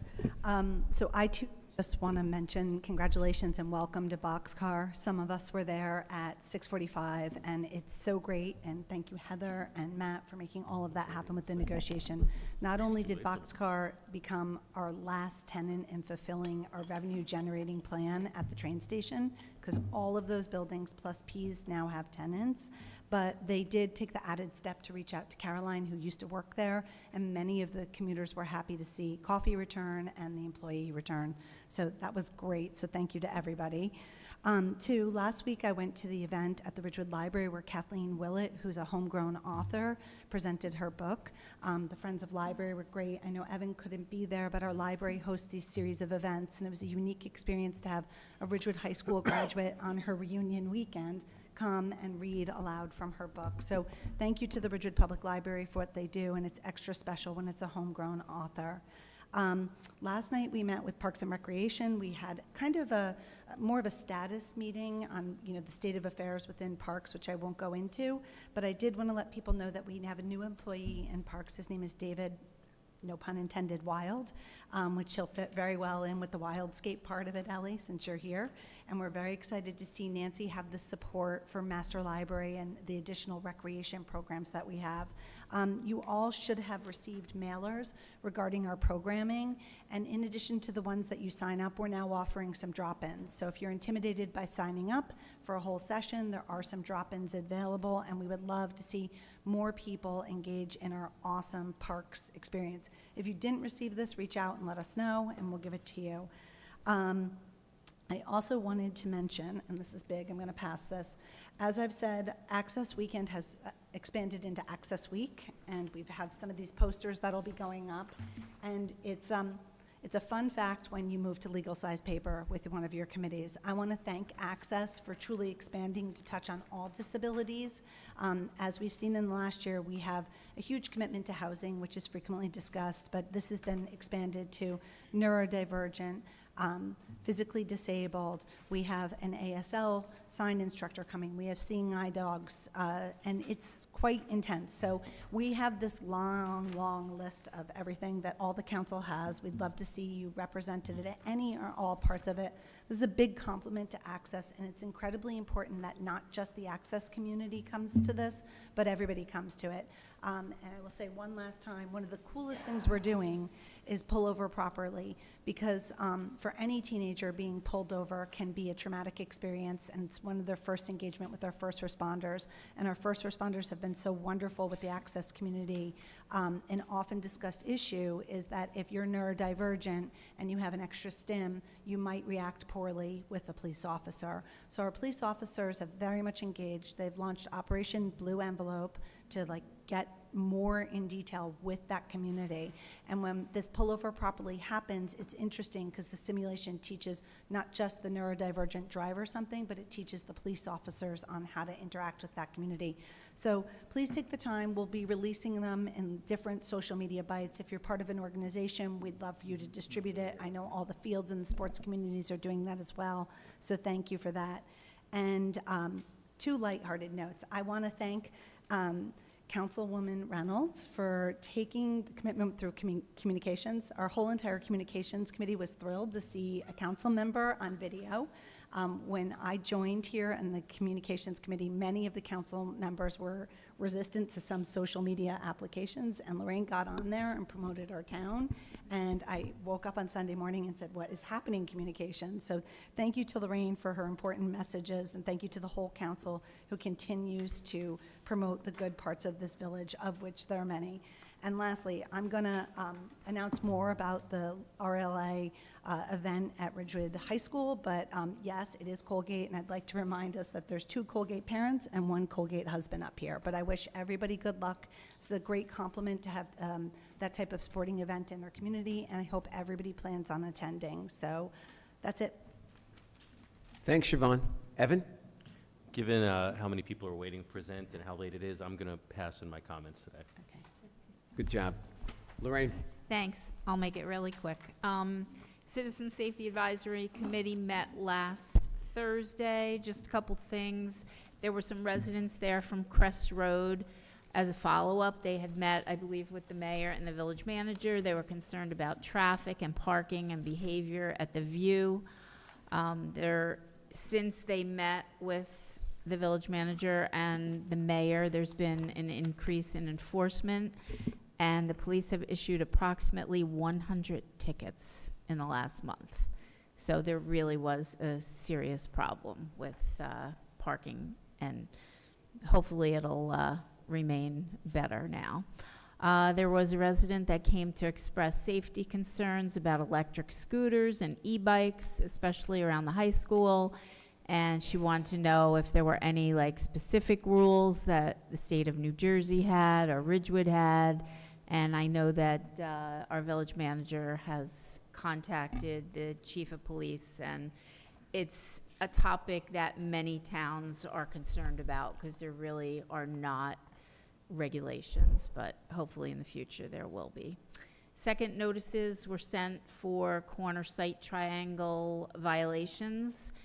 We had 114 houses that were out of compliance, and 54 have now become in compliance. The committee talked about potential consequences for those who are continuing not to be in compliance, and I know the village manager is getting involved in that as well. Good news, some more portion of West Glen Avenue sidewalks are underway. It's a small section, probably 4 or 5 houses from number 210 to 228, but we're getting there little by little. The village is still waiting DEP approval for the north side where there's a drainage gully. Hopefully we'll get some results soon. The county also did 2 separate studies regarding the intersection of East Glen and Oak Street, which has always been an issue. The Ridgewood Police Department will present the results to us at a future meeting, hopefully. I don't know if a date has been set or not, but hopefully it'll be not too far away. Our next meeting is October 17th. And last but not least, Project Pride will be planting fall foliage, mums, cabbage, things like that on Sunday, October 6th. If you have a green thumb, or even if you don't, if you have some muscle, we'd love to have you there. We're meeting at Van Ness Square at 7:45, Sunday morning, October 6th. You can email me or just show up, bring a pair of gloves, a little hand trowel, and a good attitude. That's all we need. Thanks. Thanks, Lorraine. Pam? Okay, let's see. CBDAC met on the 12th, which was late and not our usual date. And again, in October, we're going to be meeting later because of the Jewish holidays. And that's going to be October 17th in the senior lounge at 7:30 downstairs. And the Open Space Committee will be holding a walk this Saturday, as Keith mentioned. It will be at Twinney Pond, 10 o'clock, and I'm leading the tour. And let's see. CBDAC met, the Central Business District Advisory Committee. Our communications director, Carol Bielkowski, came and got feedback from our members on the new business checklist. That is, new businesses that come into Ridgewood. This is a guide for which department you should go talk to, how to get through the permitting process, and I think it will really ease things for new businesses that come into town. I also had the pleasure of attending the Distinguished Alumni Awards at Ridgewood High School this weekend. It was very inspiring to hear about the graduates who have become investigative journalists or filmmakers or contestants on Jeopardy who wins 19 games in a row. It was really very interesting. And let's see, I also had the pleasure of going to the new exhibit at the Schoolhouse Museum, which is all antique quilts from here in Bergen County. It's called Covering Bergen, and that's open every Saturday and Sunday at 1 to 3 o'clock. And that's all I have. Thanks, Pam, and I just want to take a moment to recognize that Pam was one of the co-chairs that put this entire 50th RHS reunion Oh, together. that's separate from the distinguished alumni thing, though. It Well, was later in the day. You'll always be a distinguished alumni in my mind, but she put this together, and it was a tremendous amount of work. She actually housed several of the alumni in her home. She really went above and beyond the call, and I was really proud and impressed. So, thank you, Pam. I forgot one other thing. Go ahead.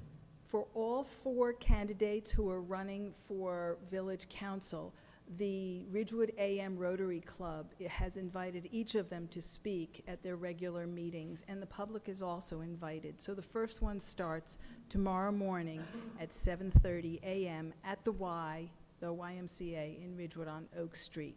So if you get up early, that's worth going to see. Great. Thanks, Pam. And because the hour is late and we've done so much already, we're going to just move on. So let's go to our first presentation, the plans for the pedestrian tunnel.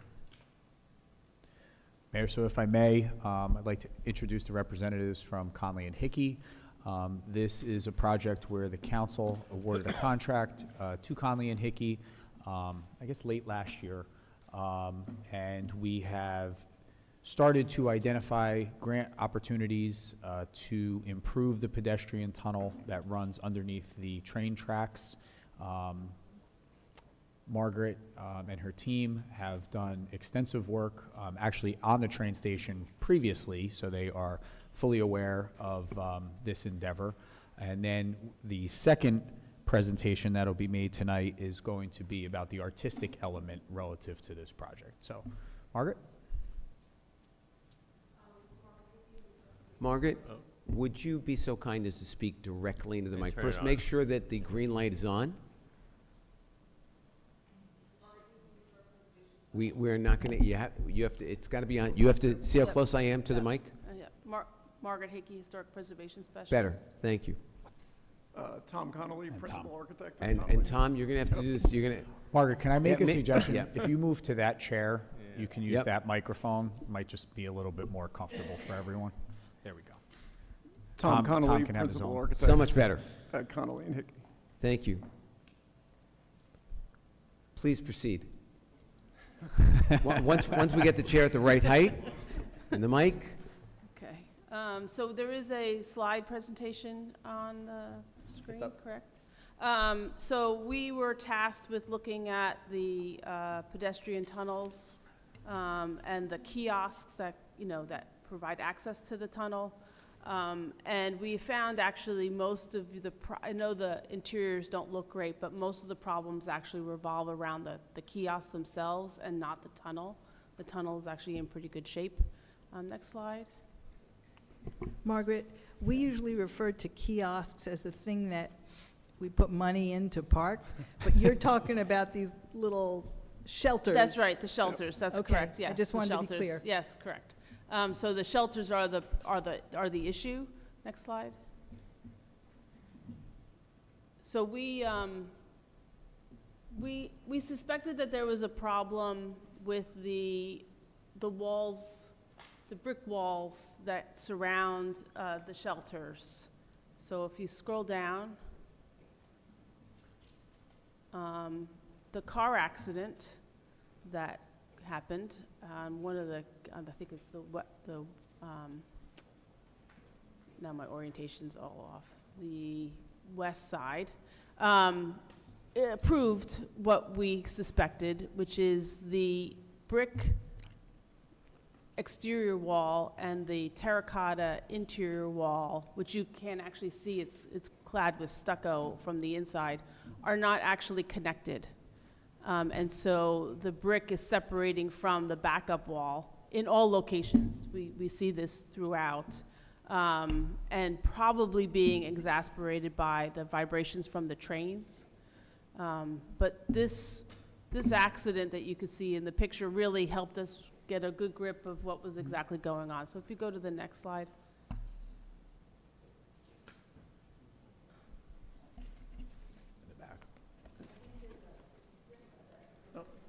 and there you go. Okay, thank you.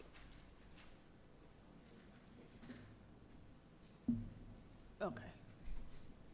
There we go.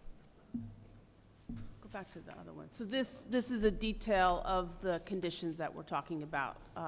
So to the left, in the right-hand slide, is the brick, and to the right is the terracotta. Actually, where the car was hit, we believe it was hit once before because there was a repair there already. So Previously, yeah. it's very interesting. So that is your main problem at the kiosk. The roofs were replaced when the roofs at the main train stations were, so those are actually in good condition overall. There's some, terracotta sometimes gets cracked and stuff like that, so there'll be some repair there. And everything is heavily soiled, so we are calling for cleaning of everything, and then also a good thorough surface prep and painting of the interiors. You want to go to the next? So this shows you the condition where you can see the cracks in the stucco. That's because the two walls are separating. And then it gets pretty clean at that line, that horizontal line next to the railings. The concrete below that is stable. Next slide. So this just shows some of the general soiling that you're dealing with. We were also recommending putting some new nosings on the steps, which would help with there's some deterioration there. And, painting the railings and just a general overall refurbishment. Next. We also have some structural problems. They're not, they're isolated. The concrete has gotten a little bit wet and is spalled, and so that's part of the repairs. Margaret, how about on the west side where Chris's team shored up the one downward ramp? Yes, that all has to be rebuilt. Okay. So we have a detail here that's going to show what the repair is. I don't want to get ahead of ourselves, sorry. Okay. And then the other thing is the vault lights, which are now currently covered. But you could see some of them from on the underside. We're recommending that those be restored, but they're not an inexpensive venture, so we do them as a bid alternate. Next. So we started to develop the drawings. You're really not going to see much at this scale. That's the cover sheet, which shows the location of the shelters in relationship to the main train station. Next. And this is just one typical shelter that we've done the full set of drawings on with regard to the repairs. Next. And then that's actually the views from the interior with the notes and the repairs. Next. And then this is a picture of the tunnel where you're proposing to put the artwork. That's actually in good condition. I mean, it does need surface prep and painting, and we do need to deal with the signage, I guess, that the advertisements that run, how those are going to be dealt with. But they're actually in pretty good shape. Next. So these are the two details. So Tom, do you want to explain the one on? Sure. The detail on the left is the a wall section through one of the shelters, let's say where the car knocked a hole through the wall there. So we're proposing to rebuild that wall as was done for one of the repairs previously with a CMU in place of the terracotta block.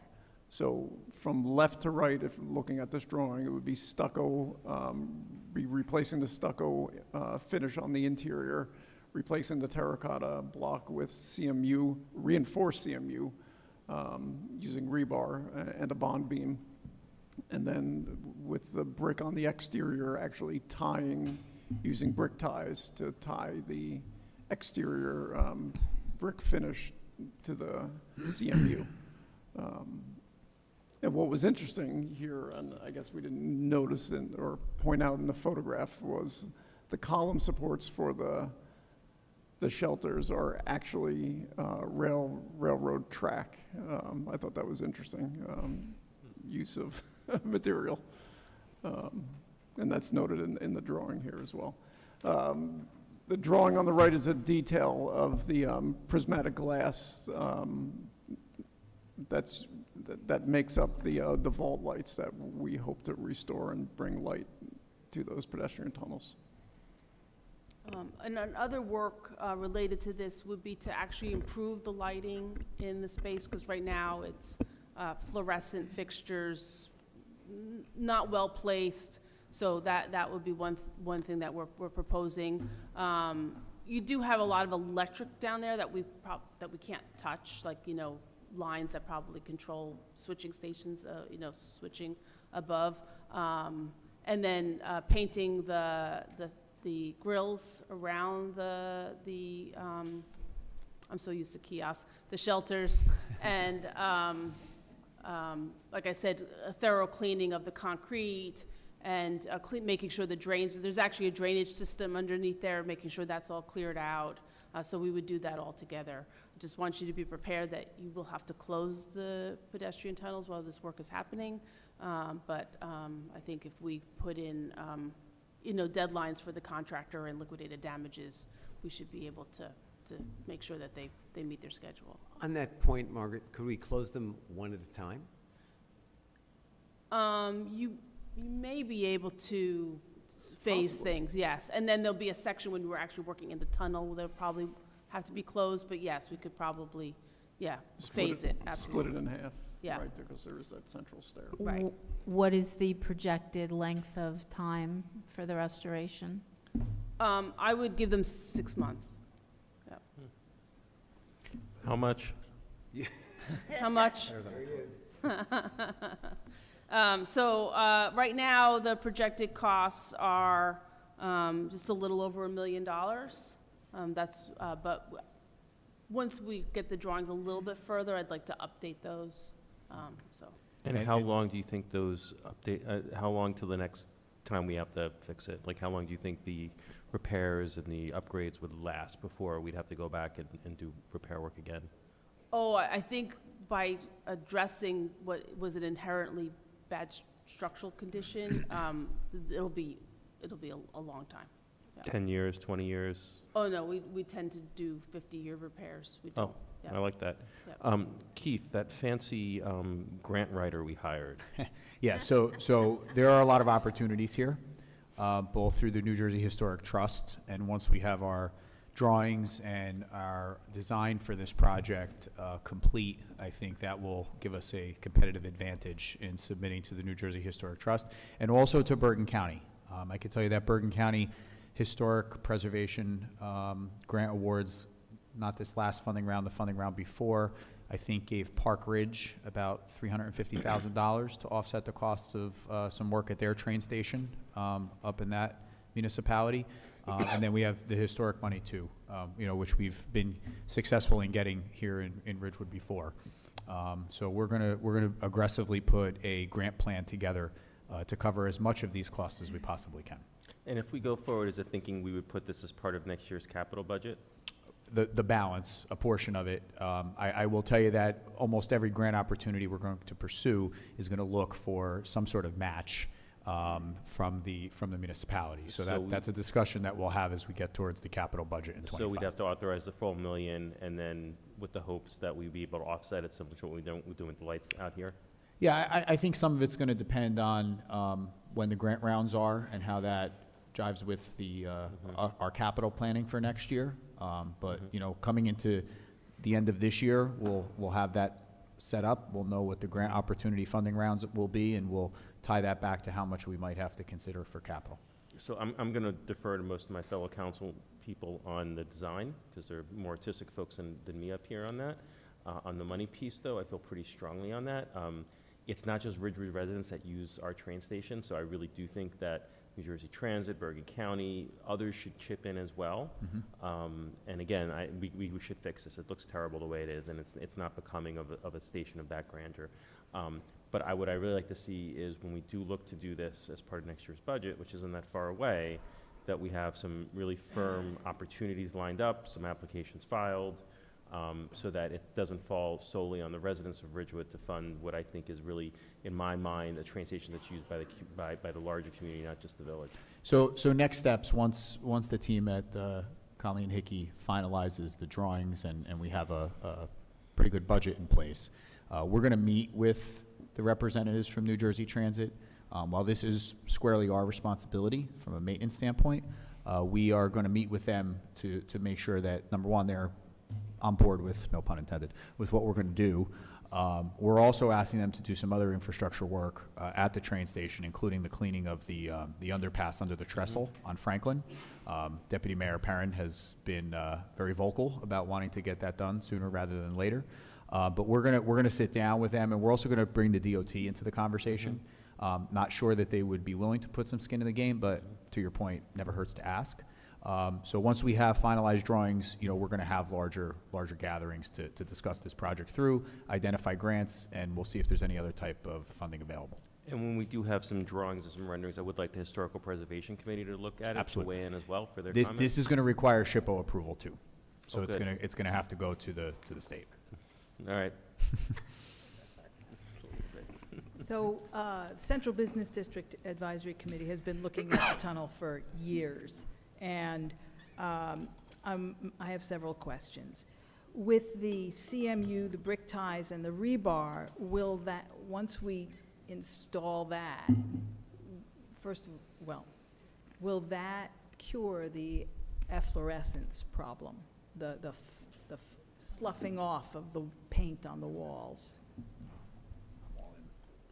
So you will always, because it's a damp location, you will always get some of that. It does so paint always requires maintenance, and our recommendation is when it starts to develop, you just do a spot area of that. We could look into using a mineral-based paint, which would then get you a longer time period for painting, but I'd like to coordinate that with the actual product that's being proposed for the artwork. Okay, and what is CMU? It's concrete mason unit, so it's just it's a concrete block. Oh, okay. And what are nosings?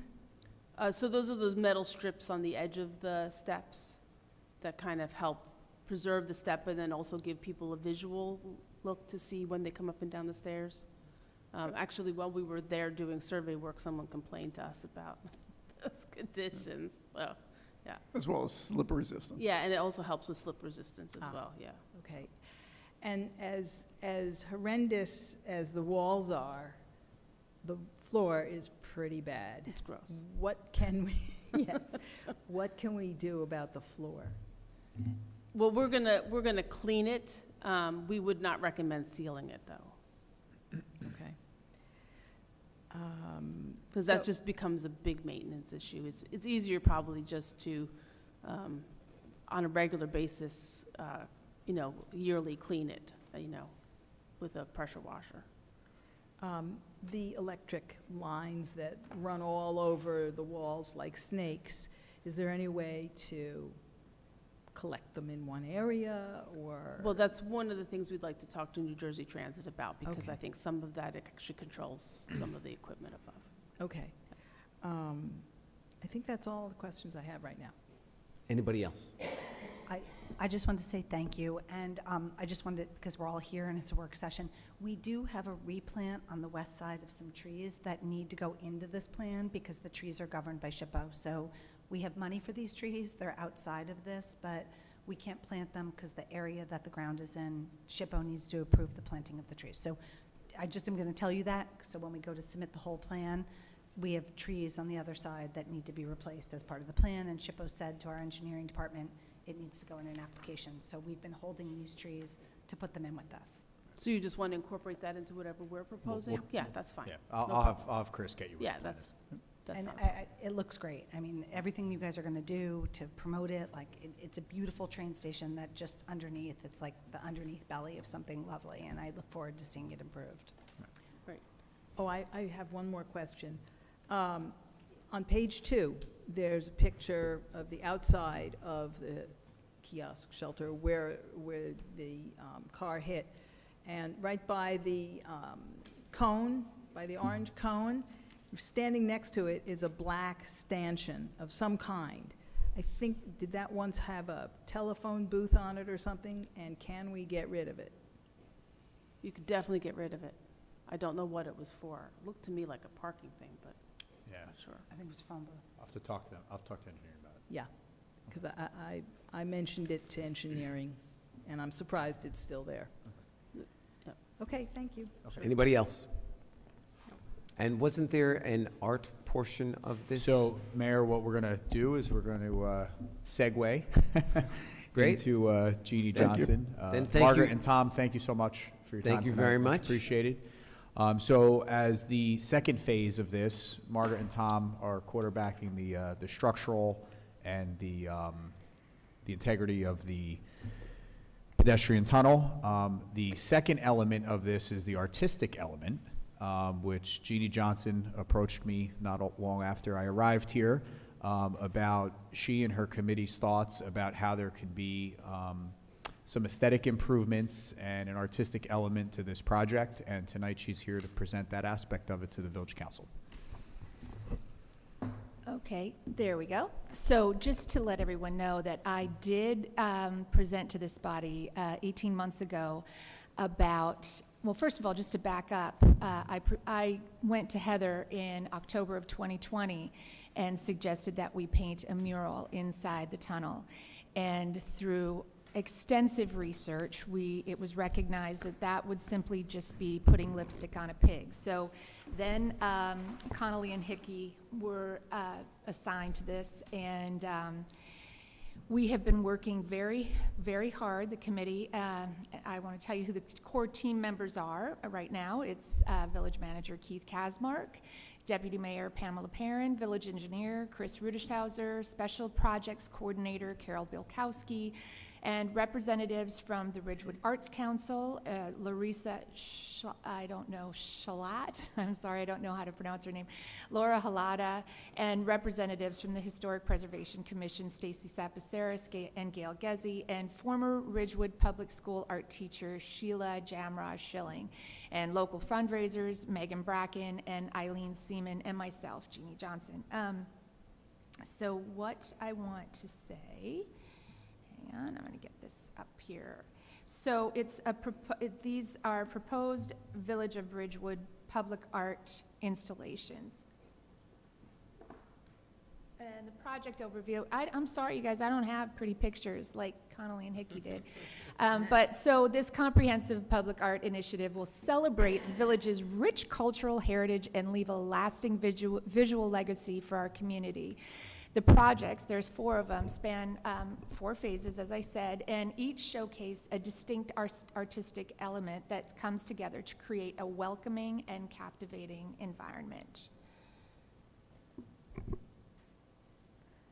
Does anybody want to help me? Oh, sorry. The purpose is, first of all, it's important for us to sort of revitalize our central business district, and that's what public art serves to do.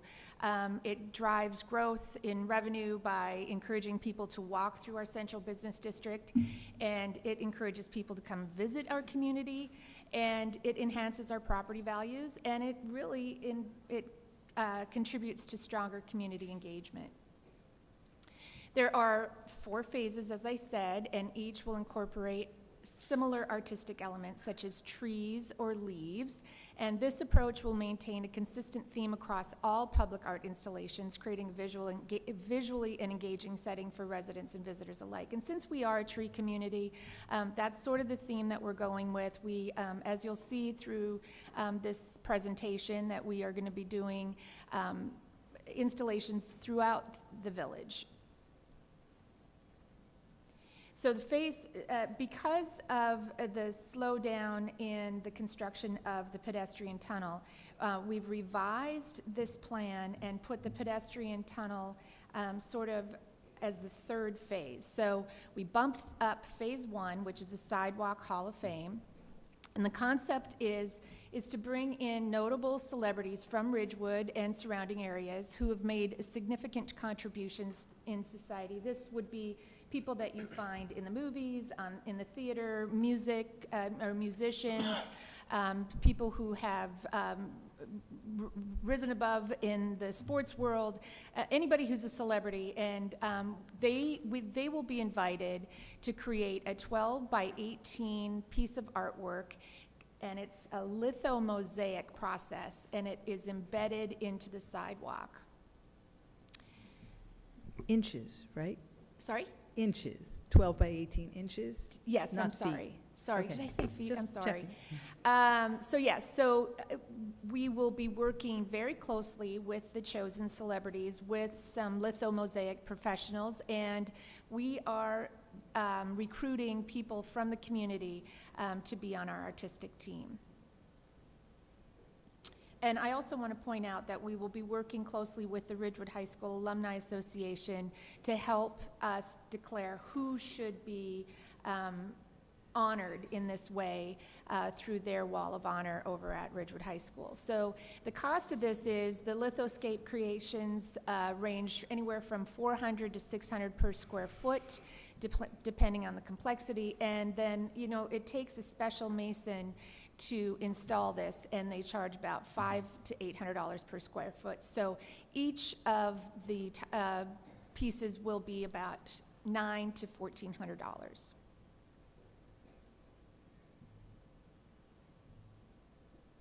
And so with the timeline on this, we want to start as soon as possible. So given this will be approved today, we will start with our artist recruitment, and we'll send out the typical application that the village uses for their committees and commissions and boards.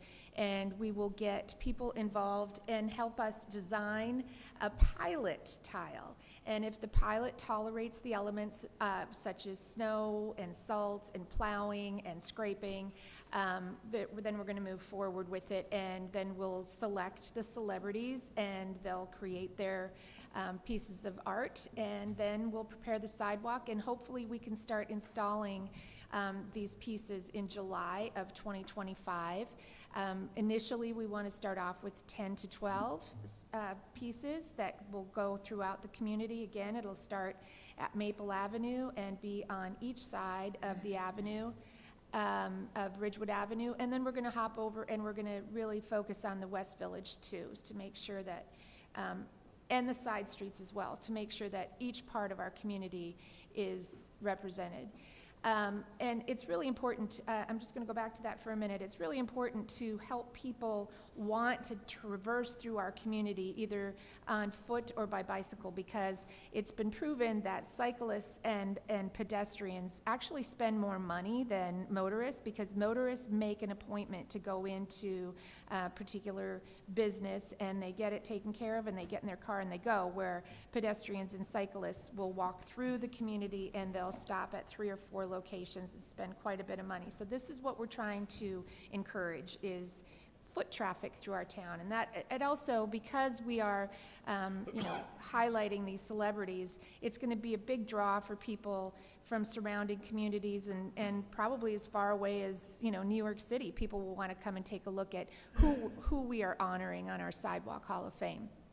So the second phase of this initiative is a painted mural under the trestle. And as it was mentioned before, Deputy Mayor Perrin is working to clean up that area underneath the trestle and get those stalagmites off of there. And we are hoping to, get that wall cleaned up and put a beautiful mural there. We're very, very lucky because Rossi's of Ridgewood has offered to donate the paint and supplies for this, as well as the pedestrian tunnel. So that's a big coup. That's a lot of money that we don't have to come up with. So anyhow, beautifying the space beneath the train trestle is going to add significant value to the village, because it transforms an industrial-looking area into a vibrant and welcoming space, which again will draw visitors, photographers, photographers, social media influencers, and it'll ultimately boost foot traffic to nearby businesses. So again, we're going to go through that artistic involvement with the hand-selected artistic team determining the image, and then a professional muralist will be retained to complete the commission. The cost of it is going to be around $37,000. That does not include the paint that Rossi's is going to donate. The fee, the $37,000 fee, is project management. The muralist will oversee the entire project. There will be community involvement. She said she would allow some adult volunteers to participating in the painting process. This particular muralist that we interviewed, she has her own liability insurance. She has to get scaffolding. There's various other painting materials, ceiling and things like that, buckets and brushes that are included in her fee. And the timeline for this, again, would be you'll start as soon as possible to determine what the design will be and get that approved. And then hopefully in June or July, the mural will be installed with the final touches. And the third phase is the pedestrian tunnel mosaic. Again, a thoughtfully designed art installation will enhance the experience for pedestrians and cyclists passing through the tunnel, and it'll create, which is very important, a safe and inviting environment to attract tourists. And one of the things that really excites me about this project is it will encourage school children to walk to school. They will feel safe and energized going through there, and that right now is such a critical piece of promoting social interaction and boosting their mental well-being. So I'm very excited about that. But again, overall, it's just going to foster a vibrant and more connected community by doing this. Next slide. There we go. Again, same thing, artistic involvement. Our team, our artistic team and the professional lithomosaic artisans will collaborate on the design. The artwork, again, is going to be, it's going to be about $1,400 per square foot. And I also want to point, hang on, sorry about that, guys. The mosaic is going to be put in panels, so it won't be directly on the wall as of right now, because SHPO has requested that we do something that isn't permanent. So we have to do it in panels, which I think is going to work out better for the interior of the tunnel. And it can work around all of those wires and boxes and things like that. And the other part of this is to include lighting and security in the pedestrian tunnel. And we mentioned that, or Margaret mentioned that in her proposal, that right now it's fluorescent lighting. We want to have some sort of Art Deco-ish type of lighting. So we're going to work collaboratively with the village engineering department and the police department to make sure that we put something that is functional and artistic in terms of lighting and security cameras. Because again, we want to make sure that it's very safe in there. And the other part of it is, with those security cameras, it's going to deter any kind of graffiti artists that might go in there, because they'll know that they are being recorded. So that's a very big deterrent. And we do not have pricing on that. We haven't explored that yet. So the timeline is going to be determined based on the tunnel refurbishment construction. My target is to have this completely done by December of 2027, and it's a heavy, heavy lift because we need to raise a lot of money. So this brings in phase 4, our sponsor and donor wall of honor. If you see that, there's a tree that's depicted there, and it shows the roots, and it shows the branches and the leaves, and that's really important to me because when we are selecting our artistic team, it's super important for me that we have representatives from the past who have designed our community as beautifully as they have. I want those people represented there. And then I want the people who are adopting our community and building it into whatever they want it to be represented. So I want the past, the present, and the future to be represented with our artistic committee selection. The purpose of this tree of honor serves as a lasting expression of gratitude toward those who made this project a reality, and it elevates the sense of community by recognizing the generosity of individuals and organizations, and most importantly, it inspires future generations. Again, this artistic involvement, it's just, as I mentioned, it's very important that we recognize all the people that have come before us, all the people that are building this most vibrant phase of public art installations. You know, as I said, the leaves on this tree of honor they will be purchased by individuals or families, and depending on their sponsorship dollars will determine what size leaf they get or what color leaf they get, and their name will be engraved in each of the leaves. And again, like I said, the roots will pay tribute to those from our past who have made lasting contributions to our community. And again, this too, the cost is to be determined. The timeline, we're going to get started on this as soon as possible.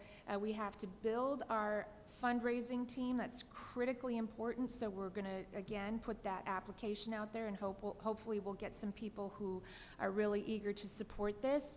And the soonest we can start getting people to buy into it literally by putting money into it, then, you know, it will help this project immensely. All of the funding will be gone, the Ridgewood Arts Foundation is overseeing all of the funding that will come in and all of the bills that will be paid and so on. So again, hopefully we will have this constructed and installed somewhere between, it's pretty big range, May of 2025 and October of 2027. I've talked about recruitment. The village will put out this information, the application for local artists and fundraisers through the village newsletter, their website, and social media platforms. And the most important thing is that we need to engage passionate and dedicated community members to contribute to the artistic process and to assist with securing funding. Because guess what? We have to raise $1 million to fund all the phases of these projects. So we are actively pursuing already, spent most of the day trying to get information to our grant writing team at Millennial for the Vibrant Spaces grant. We will work with the National Endowment of the Arts, the New Jersey State Council of the Arts. We'll look at other private foundations who will hopefully lend some financing to this. And we're also going to organize events and crowdfunding campaigns. And as Evan mentioned, that it's not just a tunnel, or this isn't just a space just for Ridgewood residents. So we want to open it up to surrounding communities too, that they can take pride in this too. To conclude, these proposed installations will allow Ridgewood to showcase its commitment to public art and community engagement. With the support of local businesses, artists, and residents, we can create a legacy that will be celebrated for generations. Jeannie, thank you so much. The pedestrian tunnel, to put it mildly, is very tired. Oh, yes. It needs some love. And I know you walked through it, and we've spoken about this a couple times, and you just took this on as your own, and you inspired so many people to get behind you on this. You put together a murderer's row of local citizenry to sit on your committee. You got Keith involved and Pam involved, and you know, I always say we need everybody to get off the bench and in the game. I don't know that you ever sit on the bench. So thank you very much for this, because it's something that it's so desperately needed, and most people don't even realize it. So thanks. Other comments? Great vision. Great vision, and I look forward to making a silk purse out of this sow's ear. Jeannie, just want to thank you for your leadership on this and your leadership on so many other issues affecting the downtown business district. Ridgewood is really happy to have you here. I'm really fortunate to have you here. I just have a couple questions. Thanks, Jeannie. It looks fabulous. Is the $1 million the same million that Connolly, so it's $2 million we need for this restoration? So $1 million is really That's the just for proposed- the artistic part of it? For all 4 phases. Okay. That includes the sidewalks, that includes the mural, it includes the wall of honor, and the mosaic inside the tunnel. Okay. And then just a question, right now, we've recently had mirrors put into the tunnel to help, as you're coming down the stairs, you could see people coming. Are you foreseeing that the mirrors would still be there? Yeah, because that's a safety Right. piece, and we have to keep that. Okay. All right. Thank you. I'll call you tomorrow, so it was such a good job, and thank you so much. I don't want to be redundant, but it's awesome, and I was thinking, Barcelona with the mosaics now has competition. That's good. Thanks. Great. Jeannie, thank you so much. Thank you. And we're going to take 5 minutes, and I mean 5, and we'll be right back. So. I mean, a real 5.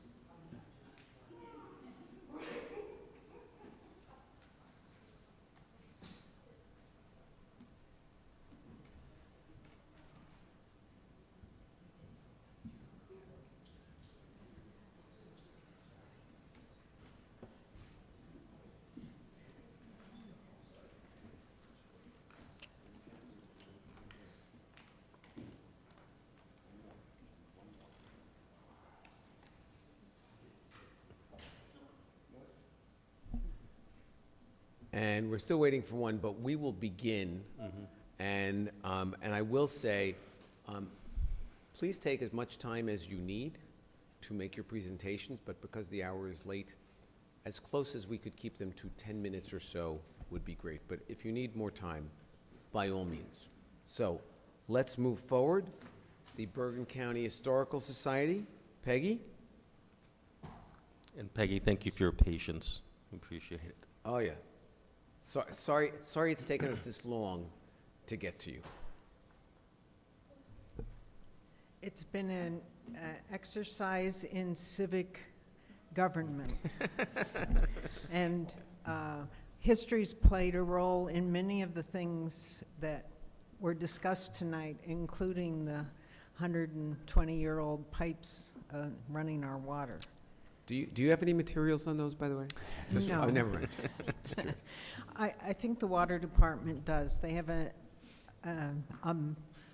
think a 1913 map marked sure they with do. all of the It's probably water still lines. good. So, welcome, Peggy.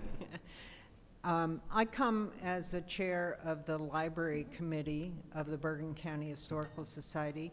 I'm joined in the audience today by Beverly Hashimoto, who is our president, and one of our board members and other board members have joined virtually. So this is a project that all of the board is concerned about, and I will tell you something about the library, something about the Bergen County Historical Society, and then a broad proposal for the use of the Zabriskie-Shedler House. The Bergen County Historical Society Library and Archives is looking for a new home because we need more space. The Zabriskie-Shedler House might be a great location for us and provide the village with a use consistent with the historic nature of the house that would bring only modest traffic to the site. The Bergen County Historical Society is an all-volunteer membership 501c3 nonprofit organization that was founded in 1902. We own land at historic Newbridge Landing State Park in River Edge, and at that site features 3 historic homes, including the Steuben House and a barn.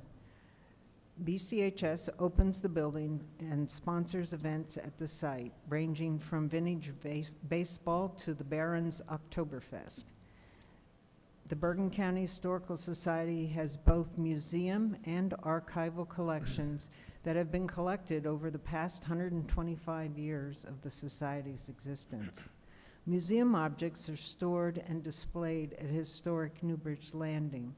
The Library and Archives has had several homes and is presently at the Chiarco Learning Center at Bergen Community College in Hackensack. We have outgrown our classroom there and are looking for new space. The Library and Archives has an important collection of rare and unique manuscripts, photographs, postcards, and maps, in addition to a small collection of published books. We have one-of-a-kind documents like General Green's original orderly book from 1776, all the way up to 1950s tax maps of towns in Bergen County. Researchers use the library for genealogy, town histories, house histories, study of industrial, social, environmental, and military history of Bergen County. It is staffed by volunteers, including 3 professional librarians. The library is used in person and by phone and email queries. There's a potential for collaboration with any history organization in Bergen County, but particularly with the Heritage Center at the Ridgewood Public Library and the Ridgewood Historical Society. We propose that the Zabriskie-Shedler House in Ridgewood would be an excellent site for our library and archive and would provide a purpose for that historic home. Our proposal will include the use of the meeting room on the 1st floor and the 4 rooms on the 2nd floor. This would leave the hall and the bathroom on the first floor as joint use spaces. The hall would provide access to the library rooms as well as to the 3 rooms available for community use. We presently have shelving for books, flat files for storage of maps, and file cabinets for our miscellaneous files and all of our manuscripts. We're open by appointment and usually have from 1 to 5 people in the library at a time. The library and archives requires heating and cooling, security, internet access, and other things that would need to be provided. There are concerns about the use of the kitchen. It's not clear what the plans are for kitchen use, which is not compatible with the library and the archives. And they're concerned about the structural adequacy for support of library materials, as it was certainly constructed as a residential building. So there are many details that would need to be looked at. And at this level, I think it's to determine whether the council has some interest in us pursuing discussions about whether this would be a good fit for the village and for the society.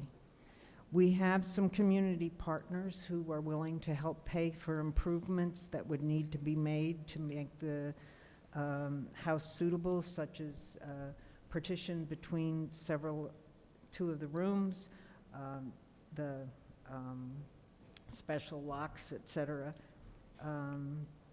And there might be improvements that the village needed to make, particularly, for example, in providing the phone or cable service that would allow internet access.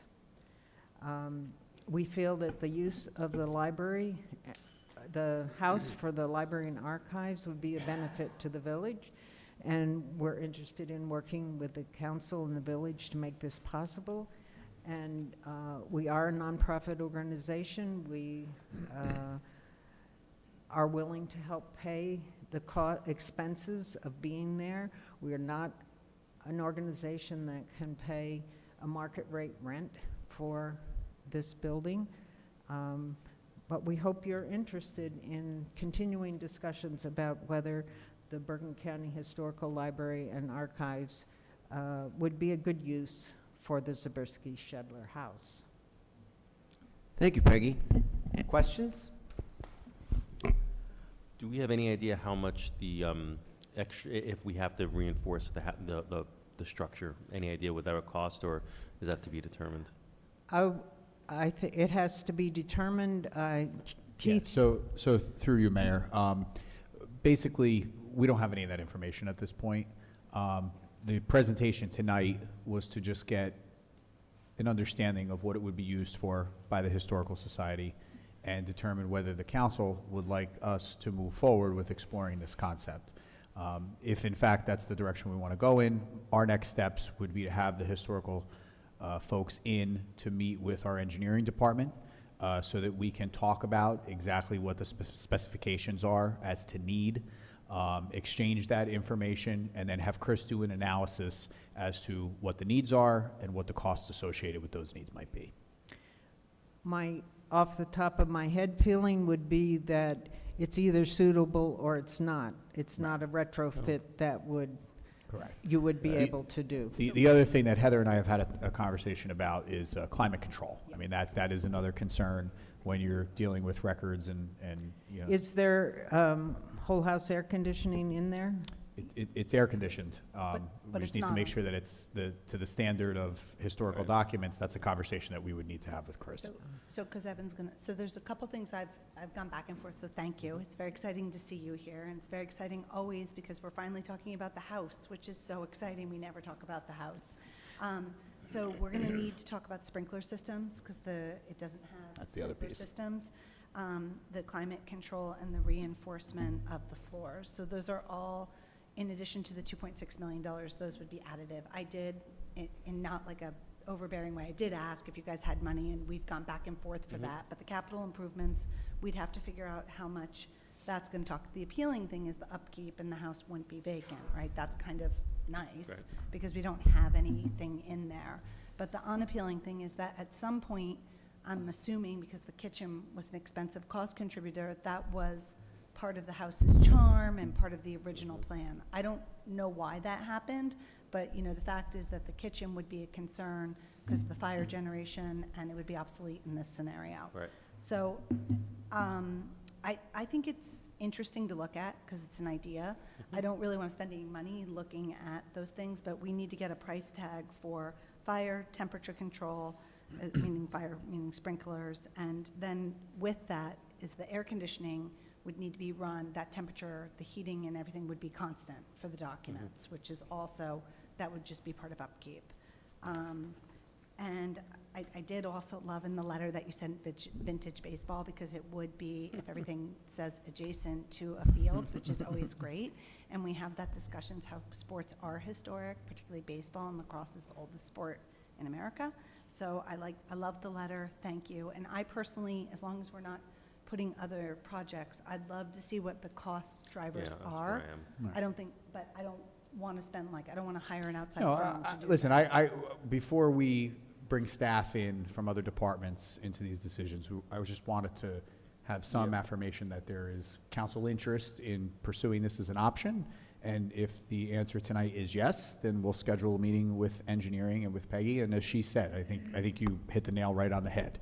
You know, we need to determine whether this is a good use or not, whether it will work or whether it won't, and then we can proceed from there. Yeah, Keith, I'm in complete alignment with Siobhan on this. I love the use. It's a great, we don't have anything else to do with the house, right? This is a lovely, I think it complements the history piece, complements it well. But to me, I agree with Siobhan. I'm not going to put another dime into the house. I'm just not. I won't vote for it.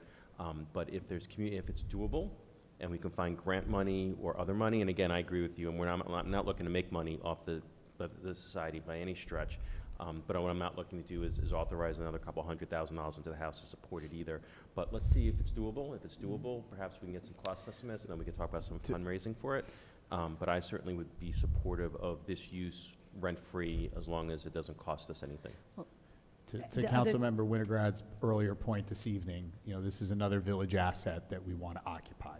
Are we going to pay all the bills with it? No. But we want to make sure that these village-owned spaces are occupied and don't lay dormant. And I think that's what we did downtown and what we should be looking to do at this house. The other point, and I want to, because we're talking about the house, I know it's late, is that the deferred maintenance is something we need to be honest about too. It's vacant right now. In New Jersey, if you leave your rental house vacant for a while and something happens, you're in trouble for it. So I've been very nervous about the house being vacant this long. There also, because I went back and forth, and thank you again for that, is that the full floor print isn't going to be covered here. So maybe we could do two things in the house, right? And we could talk about that, sharing that, which is where the locks come in. Could we keep their stuff private and safe? And I actually asked the question, could you guys be on one sole floor and then we have another? And that was no. But I do think it's very exciting that we have an offer, and I'm very grateful you're here. And I just think it's a question of economics for me, and probably the bookends think the exact same way. Yeah, exactly. So if the council consents, my office will take the lead on setting up that meeting for you, Peggy. We'll talk to Beth Terrific. tomorrow. We'll get a convenient date on the calendar, and if everybody's okay with it, we'll have those discussions. I am interested. I wasn't quite clear from your letter whether you would insist on exclusive use of the building, or whether, for instance, the newcomers have expressed interest in having meetings there too. So what I did in my original letter to Keith that I summarized in here was I actually had the floor plan and the room numbers. And if you've been in the house, there's a large living room and a fairly large hall. And then the handicapped access is directly into the hall. So the hall has to be a joint use space. Then in the back, there is essentially a small room and then the kitchen. And the idea going back probably 20 years, maybe not quite that far, is that there should be some space in the house for community access. And by using most of the first floor space, but not all of it, there would be room for some community access for meetings and then some of the modifications would have to be that our space could be locked and separate. And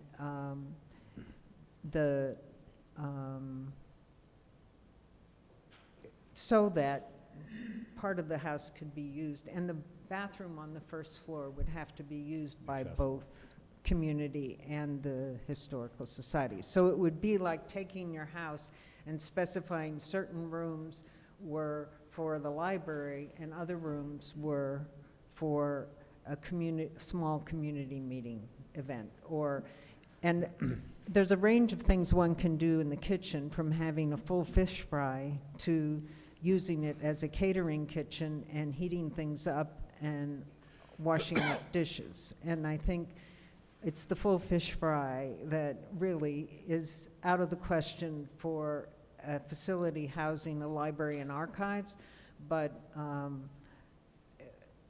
probably is also pretty far removed from what you want to be happening in the house anyway. So I think these are all issues that we can work on. I appreciate that you see this as a use that might be possible, and I think moving forward to get some of the details looked at, because there are a lot of details from both sides. And we can pursue that. Thank you. Thank you. Great. Would the entire upstairs, you said 3 rooms upstairs, is that, or how many rooms are up there? 4 I can't- rooms. It's 4. the room So on the there'd be left, one. and then the 3 bedrooms. So you'd take the 3? Yeah. Okay, so the one on the left. would be- Partly, that would be so that each of those rooms would not be completely full with collections. You could put collections around the outside edge, which might be structurally more acceptable. Those are kinds of things we need to explore with the engineer. Okay, thank you. And Peggy, thank you so much for coming in. I think that we are all very open to the idea of doing this. There are clearly some hurdles that we need to get over, but let's see if we can, because I think it would be a wonderful use of that historic space. Thank you very much. All right, be well. Thank you. So, Paul, can I suggest maybe shelving the next 2 topics and seeing if we have time at the end? I know the 2 topics after that I think the Guild is here for. It's already after 10. I know we have the 11 o'clock curfew. So perhaps skipping C and D and go right to E right now? Should we, you just want to pull the Guild up? I want to skip the next 2 so we can get to the Guild. I think D may also be the Guild. Oh, is it Well, the no, business there? the D is Carol leading into the guild I mean, discussion. I'm fine with pulling the Guild up if that's what you want to do, but I don't want to scratch anything from the agenda. Let's see. Why don't we, you know Guild- what, the let's Guild plow is- through and let's see if we can do this as efficiently as possible. So, because we do have an 11 o'clock curfew that it is waivable, but we try to adhere to it because some council members have to get up very, very early. So let's go to the My Ridgewood app, and I do want to say the Guild is now going to be the most informed citizenry because you sat through this, so thank you for being here. Thank you to everybody who always attends, but Tony, I'm going to give you a test tomorrow. good evening, Carol. Good evening. Thank you all. I'm going to do a Jersey slide through my presentation. So I'm excited to let you know that the My Ridgewood app officially launched on September 16th. If you haven't already downloaded it, you can scan the QR code on the screen. It's available for both Apple and Android phones, so you can just check the App Store or Google Play, and be sure to look for My Ridgewood because there are a couple of other apps in there. As of Monday, I want to thank the 1,366 people who downloaded the app. And you may be wondering, why do I need this app? What the app does is it puts some of the most visited pages on our website in the palm of your hand, such as meeting agendas, the calendar, recycling, parking, etc. And since September is Passport Awareness Month, I added a link to the Ridgewood Library's Passport Center to the app. So rather than searching things on our website, which is very dense, you can just tap on the app, go to the library, go to our calendar, go to recycling, and find things very easily. In addition to giving you easier access to the website, the app is also another tool in our communications toolbox. So whether there's road work, a special event coming up, an important notice, you'll be notified through the app only if you enable notifications. So anyone who downloads the app, I strongly recommend that you enable notifications. And If Carol, anyone- if I could just interrupt you a second, if you Sure. could go back a slide. So Carol had the idea before the Recreation Department Street Fair of having these cards made up. So they're business-sized cards, and they were passed out at the street fair that was held by the Parks and Recreation Department 2 Sundays ago. That is probably where the bulk of the folks who downloaded the app came from. But we have these in our office, so if any council members want them, or if there are any community events that you think we should share them at, maybe council chat might be a good one if you're talking to new constituents. But these cards are available that we can hand out so people can scan and download the app right on scene. If anyone has any questions, or if anyone needs help downloading the app, please reach out to me. I have had wonderful people come into the office. I've taken their phones and helped walk them through the process of downloading the app and enabling notifications. So Carol, I think it's 1366, I was one of them. It's great. Yes, It's yes, you awesome. were. We should get more people signed up. I know you sent the email out, it was great. We should absolutely do as much as we can to get the word out. It's about, 25, 26, 27,000 people that live here. 1366.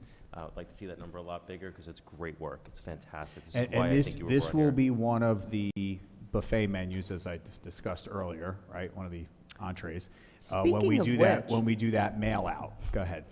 Speaking of which, segueing into that, as Keith mentioned, we are in the process of creating a direct mail piece that's going to be sent out to every household in the village next month. So there will be a QR code that will take you to a page where you could sign up for the app, for e-notices, for Everbridge Reverse 911, and WaterSmart, so that you don't have to fish around 2 websites to find the links for what you would need to sign up for. My second point of excitement is the launch of the new business checklist that the Deputy Mayor was speaking about. It's officially going to launch tomorrow. And after meeting with business owners, department heads in the village, members of CBDAC, and people folks from the Chamber of Commerce and the Guild, we compiled this checklist, which is designed to help entrepreneurs navigate the many steps required for opening a business in Ridgewood. And the checklist it will be distributed to members of the Chamber and the Guild, as well as realtors. It also exists on our website. An expanded version of it exists on our website. And I want to just quickly tell you what the genesis for the checklist was. Councilmember Winograd organized a meeting with Keith with people who had recently opened a business in Ridgewood, as well as Tony Damiano from the Ridgewood Guild. And we sat in a space in the Central Business District, and we heard about the lingering challenges of opening a brick and mortar business in town. And we knew about the council's desire to cut through some of the red tape. So we all worked together to make this happen. And I just want to quickly say this is one of the first initiatives that I got involved with when I was hired.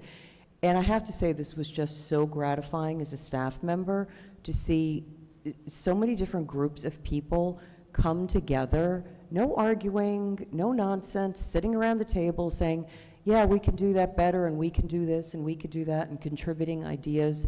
And that all resulted in something which I hope is going to be really helpful for people wanting to open a business in town. Thank you. Carol, I just want to say thank you so much. I know you're the Director of Communications, but you really are the Director of Communications here, because this is why we want to get our information out to all the residents. They're the stockholders in this $60 million corporation, and these are terrific things.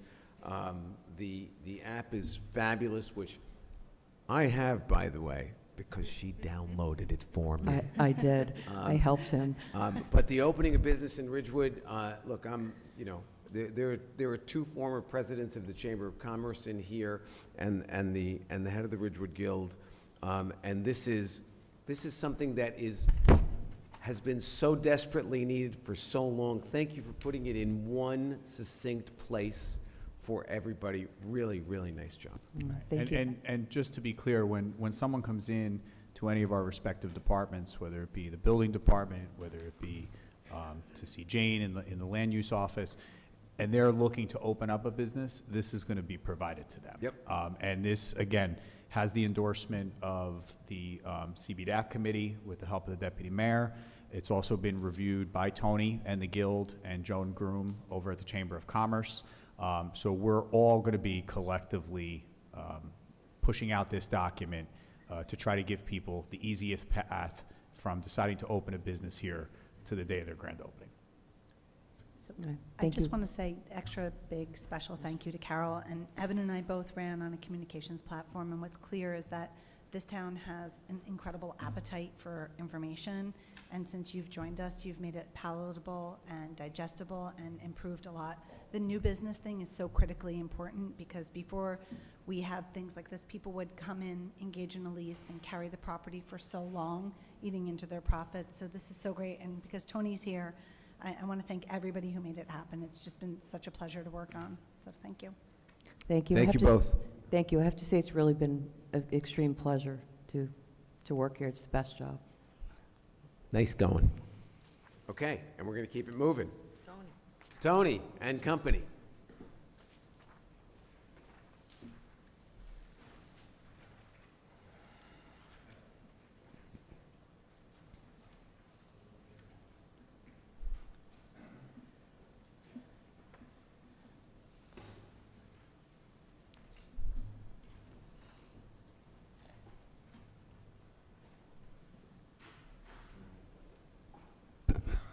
Good evening. Tony Damiano, 274 South Broad Street. I'm here tonight with Lisa Plas, our president, and Jill Opperman, who we've hired to do some marketing for us, and Jill is also doing work with the Chamber of Commerce. So we're going to talk a little bit about digital marketing, specifically geofencing, which is new to me. And if you have any questions, Jill will be here to answer them. And then we're taking a look at the Placer survey. So as an overview, since our July meeting, the Guild has explored another marketing approach to track our events called geofencing. We're working with a local marketing person, Jill Opperman, and she's the founder of shopslocalnj.com. If you haven't visited her website, please do. And again, she's working with the Chamber and the Guild. We'll also take a look at the Placer study. And lastly, the vacancy report. So what is geofencing?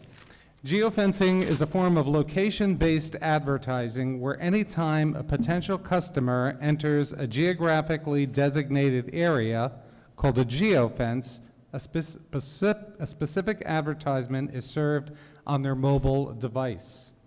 For example, a customer walking in proximity to a clothing store may receive an advertisement for 20% off when he or she is within a defined distance from the store.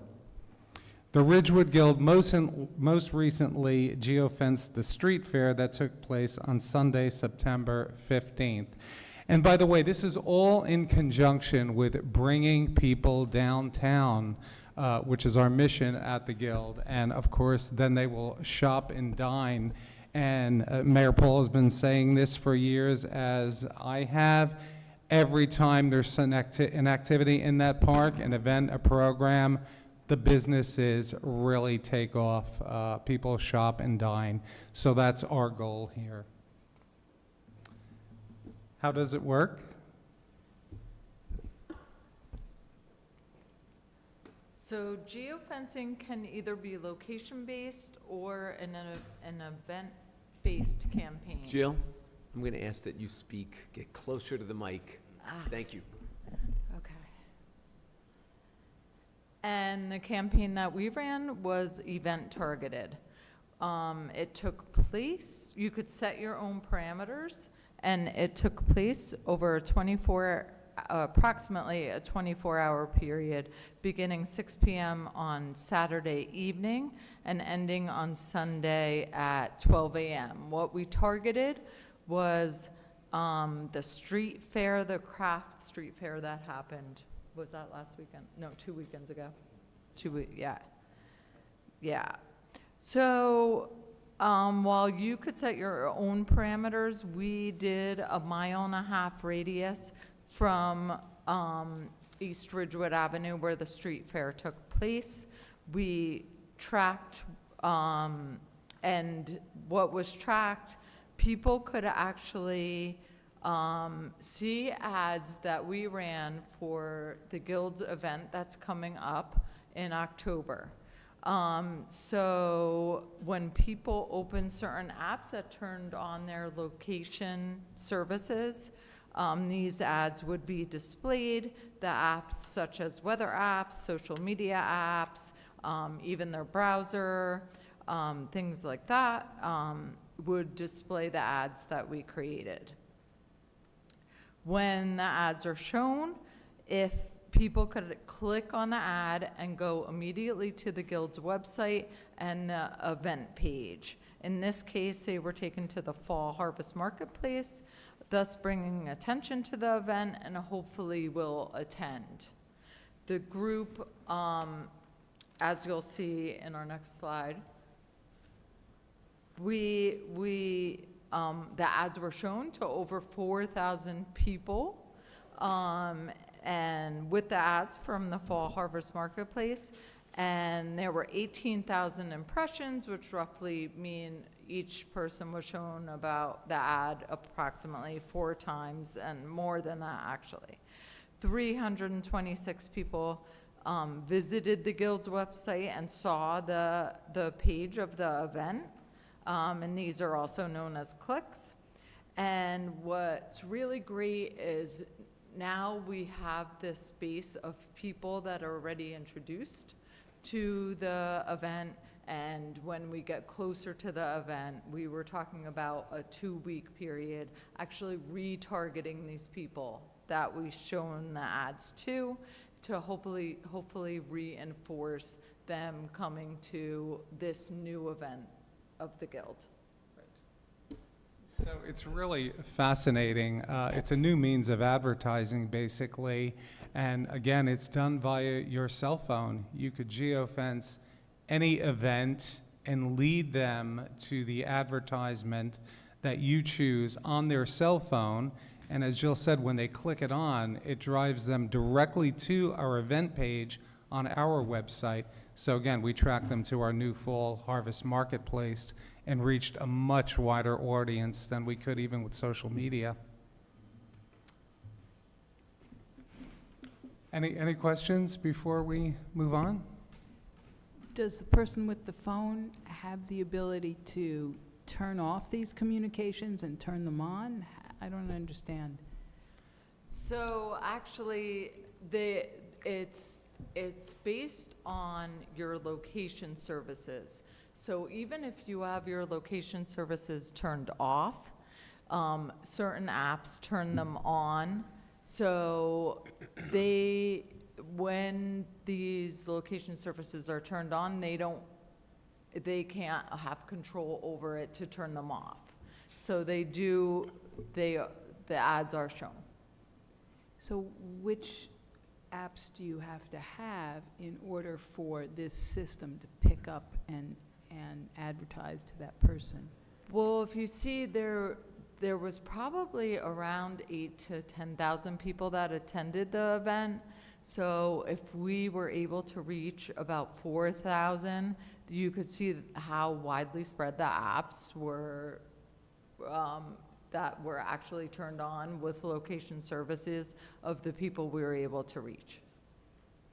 So if you're within that radius, which we tracked 1.5 miles, and you're in the park or within 1.5 miles away, and you happen to go on your phone and open any app, our ad is going to pop up. It's not any app. Well, not any app, but yeah. Go ahead. But it's a widespread variety of apps. Like I said, like your browser, the Google Maps, things of that nature that turn on location services when the app comes up. If your location services are on, you may even get more ads displayed to you. So this is Pam and I went to the technology session that Heather told us to go to last November. Good job, Heather. And we saw the presentation. So this is not only used in retail, it's also used in law enforcement as well. You've probably seen it. So if your phone, there's Wi-Fi, how it's set is how you tap into the public Wi-Fi, and that's how the range is set. It's very interesting from the technology. We went to the one with CBRE, I believe is the one that gave the presentation. So basically, when you have your phone and you're doing anything, you will be pinging off your location unknowingly as you drive down the road. It's, all kidding aside, used in a lot of investigative crime, which they told us at the seminar, because you could say, oh, I wasn't there, and then they'd be like, well, your Wi-Fi phone tapped into the house where such incident occurred. It's very interesting. It's very controlled, too, because Wi-Fi is so present. So, and I think I'm going to the thing tomorrow. I'm assuming only 2 of us were invited, right? There's a... Yourself and Pam. Okay. If anybody else wants to go, you can have my spot tomorrow, but it's going to be very interesting. And I think that's just council, or is the guild coming too? No, I think it's just you guys. Okay. Okay, we're good. All right, let's move on to Placer AI. AI, by the way, stands for Artificial Intelligence. I just learned that, actually. So Placer AI, which is a digital marketing company, contacted Tony back in July of 2024, and there was an interest in doing some digital marketing on a specific area in our CBD, and one of our Ridgewood Guild events were taking place. Lisa, is the green light on your microphone? I don't, oh, there, is that better? And there you go. There we go. All right, so just to recap, Placer contacted Tony back in July so that they could focus on a specific area of the CBD where one of our guild events was taking place. So the Ridgewood Guild chose to focus on Memorial Park at Van Ness Square. And the studies that took place were between July 1st, 2023 through June 30th, 2024, so it was a full year. The event data was based on the Ridgewood Guild's Winterfest, which took place on Saturday, November 25th, 2023 from 12 to 3, the Saturday after Thanksgiving, which coincides with American Express's Small Business Saturday. So how are people tracked? Anyone who enters the park and remains for 2 minutes or longer is tracked via their cell phone. The cell phone just needs to be turned on in order to be tracked. Tracking also took place before and after the event. The businesses closest to the park were patronized the most. The survey proves that whenever an event takes place in our park, the local businesses benefit from the events. So here's the survey of people who visited Winterfest on November 25th. Keep in mind, Winterfest is a short event. It begins at noon and ends at 3. So let's take a look at where people visited prior to Winterfest. Well, because Winterfest began at noon, they all went for breakfast. High on the list, number 1 on the list, the Daily Treat. Number 2, Raymond's. Number 3, Bear Burger. And so on. And as you can see, most of these places people frequented for breakfast.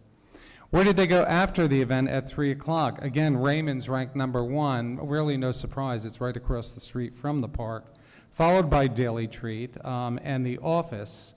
So again, here's proof that when you have an event in the park, our businesses do flourish, and many of them were visited before and after the event. Raymond's 3% afterwards, which is pretty high on the scale. Survey based on where people visited during the course of the year while visiting Memorial Park at Van Ness Square. Raymond's, again, ranking number 1, Daily Treat number 2. There are some surprises on the list. Chick-fil-A is one. It's out of town. This one was in Ramsey. The Office, Starbucks, Paris Baguette. Again, Wendy's in Midland Park. Sook, McDonald's in Paramus, and Felina. September was the strongest month, and I attribute that to last year we had the Ridgewood Guild Music Fest, the Gold Star Mom event took place in September, and the street fair, which really brought that graph way up. July and August are strong. The Guild does movies in the park, art in the park, summer concert series in the park. In October, the Chamber does a haunted harvest. Surprisingly, December didn't rank higher. I don't know why that is. So that's a question I'm going to ask on the Zoom call that we have on Monday. Our Winterfest actually falls in November. Had Winterfest fell in December, along with the Chamber's tree lighting, I think December would have got gone higher on the graph. Walgreens was the most visited business prior to attending Winterfest. The Daily Treat, again, most visited restaurant prior, and Raymond's afterwards. This graph shows, sorry, I keep forgetting to click.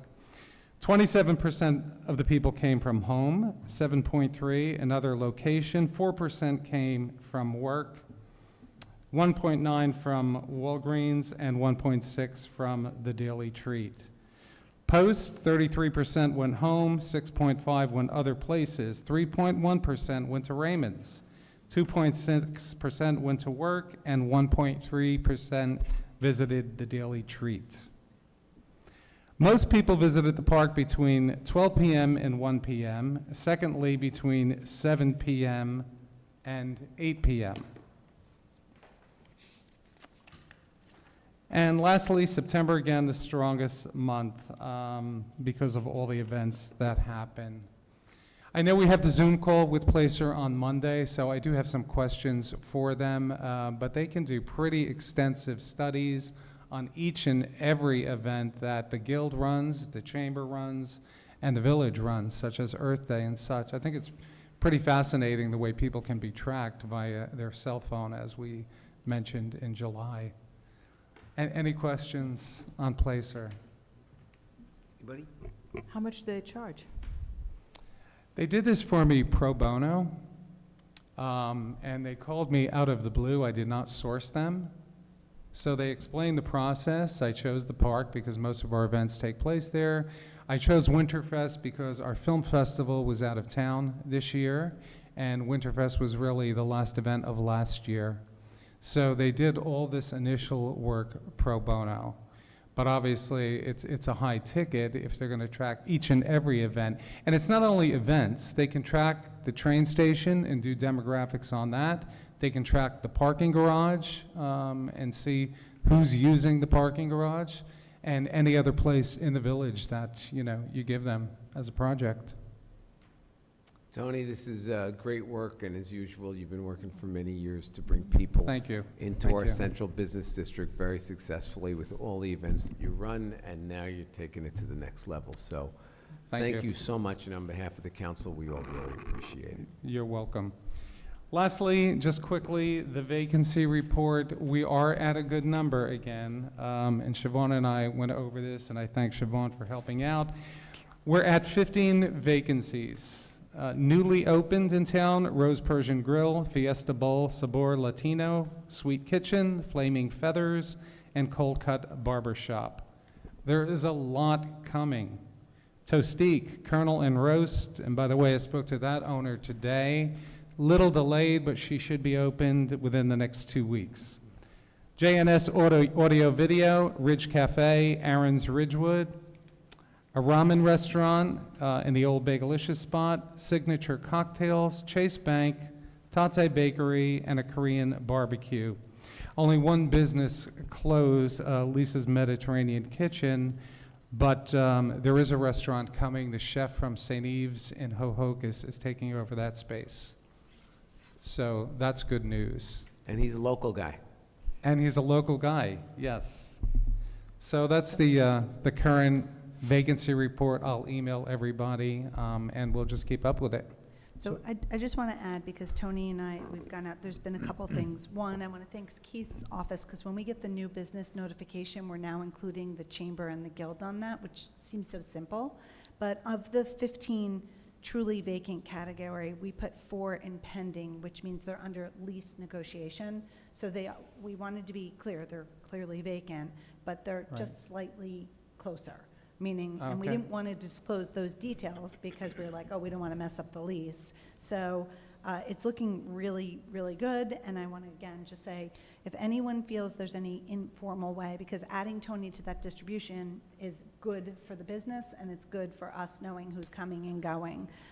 Ditto the building department, because So- sometimes the buildings are sold, which is something that I was looking for renters, and we did have a situation there where property has been sold. So both the building department and Beth are now including the guild and the chamber in these notifications, which has been very advantageous. So thank you. speaking of the building department, I did speak to Tony Merlino probably a week to 10 days ago, and he indicated to me that they were really processing these new COs at a pretty rapid pace, expediting some of the inspections, trying to make sure that we kept a good pace here.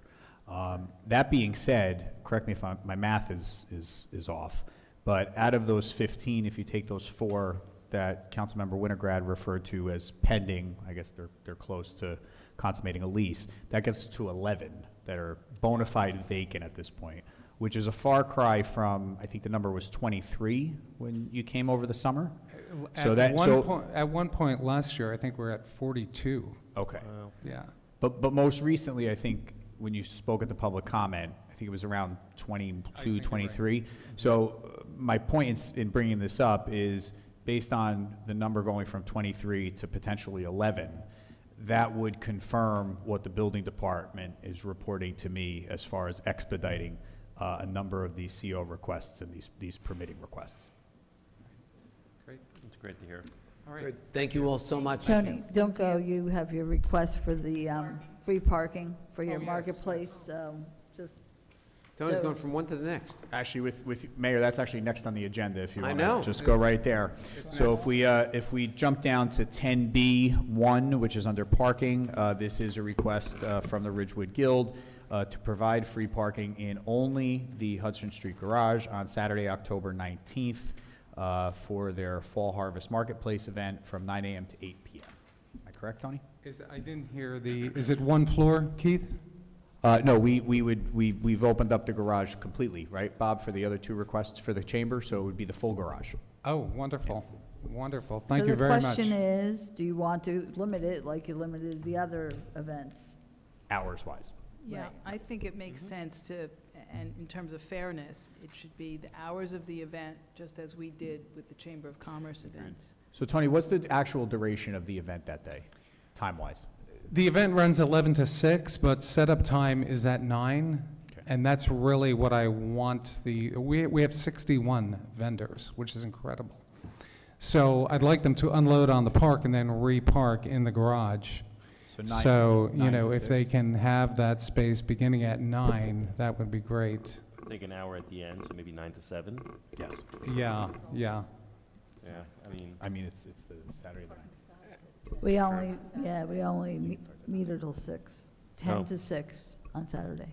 no, then 9 to 6, I guess. Right. I mean, I'm sorry, if they're getting there at 9 to unload, by the time they unload, it's going to take an hour, so maybe we begin the garage at 10? I think, we're not allowed to have it, isn't parking on Saturday, doesn't it start later? No? 10 to Yeah, so, 6. okay, good, all right. It's all day. So So does we're 10 to talking 6 work? about basically giving The wave is from 10. so- the entire garage all day. And my concern, as I say this every time we talk about giving out the free parking, is that the employees get here first. And they know about this, and then they stay there all day, and no one gets to park. So it can be counterproductive. So, I've seen this so many times. Right.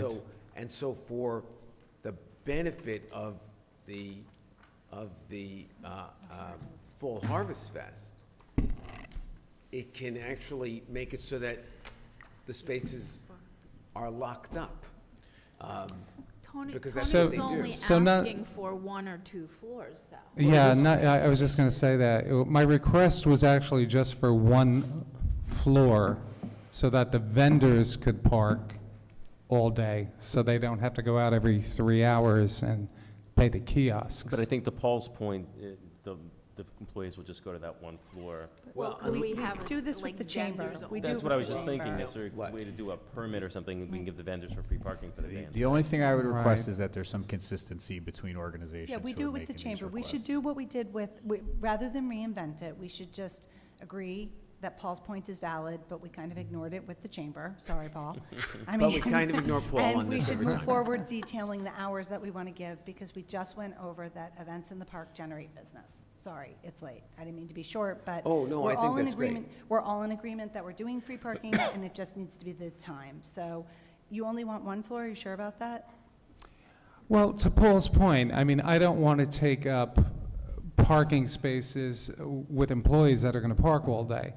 My initial request was one floor for my vendors, so they don't have to go out every 3 hours and pay the kiosks. Is there any way we I can? can live with one floor. So what if we reserve the 4th floor for that day for your vendors? Third Perfectly floor, fine. third floor. Perfectly Fourth fine. floor is CBD parking. I'm sorry, Yeah. third CBD floor. employees. Third Floor. So Third- third floor. Third floor from Excellent. 10 to 8 for the full day, assuming people will come at the tail end of the event and stay for dinner? On Saturday, there's only meters till 6. 6, okay. So 10 to 6, And 10 what to I- 6. third And- floor. And what I would recommend is that you tell your vendors to get there early, because, again, The the employees. employees are going to find out Right, about this. right. Well, And if Right. the request is only for the vendors, and the council's supportive of doing this, let's have a conversation offline before the end of the week with Bob Bruni. Maybe we identify your vendors, Okay. and you give them a placard, and Yes. we'll work, Yes. we can work something around that. good. Right. I like that idea. That'll prevent the mayor's concern from happening there. Very good.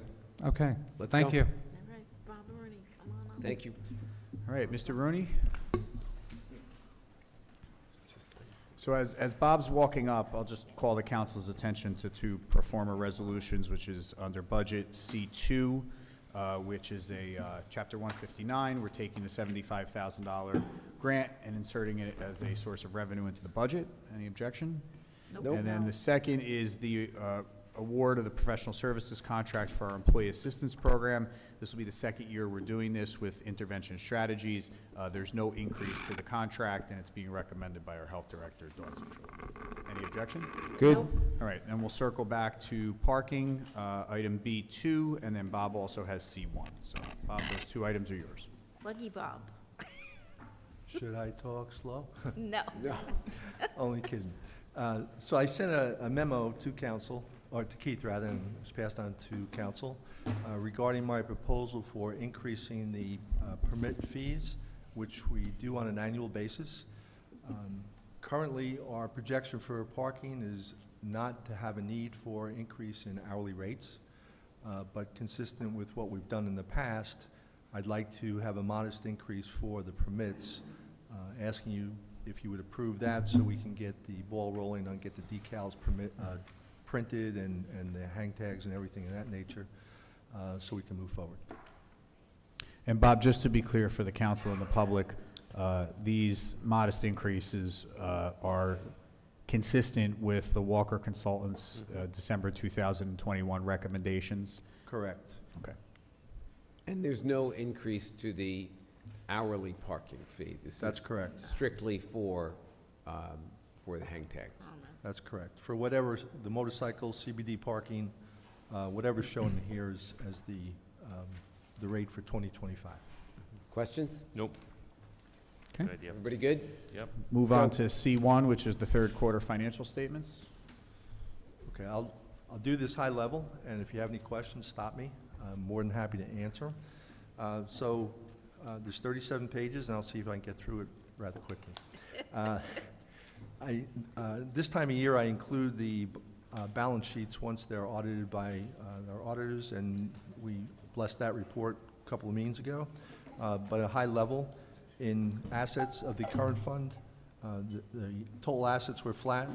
Roughly $800,000 was an increase in cash, offset, including $880,000 accounts receivable, offset by a decrease in deferred charges. Same goes for the liabilities for the current fund. $500,000 decrease in appropriation reserves, $200,000 decrease in prepaid taxes, $100,000 increase in tax overpayments, and a net increase in fund balance of $300,000. The grant fund showed about $600,000 increase over last year. That's more of a proactive appropriation of grants for various, particularly the health grants, but more proactive in appropriating funds under these programs. Under water, which is on page 5, under operations, which is on page 5, we showed an overall increase in fund balance net of $300,000. The various fluctuations where revenue was, miscellaneous revenue anticipated was $900,000 over last year. Delinquent taxes were a decrease of $100,000. Current taxes, $5 million increase.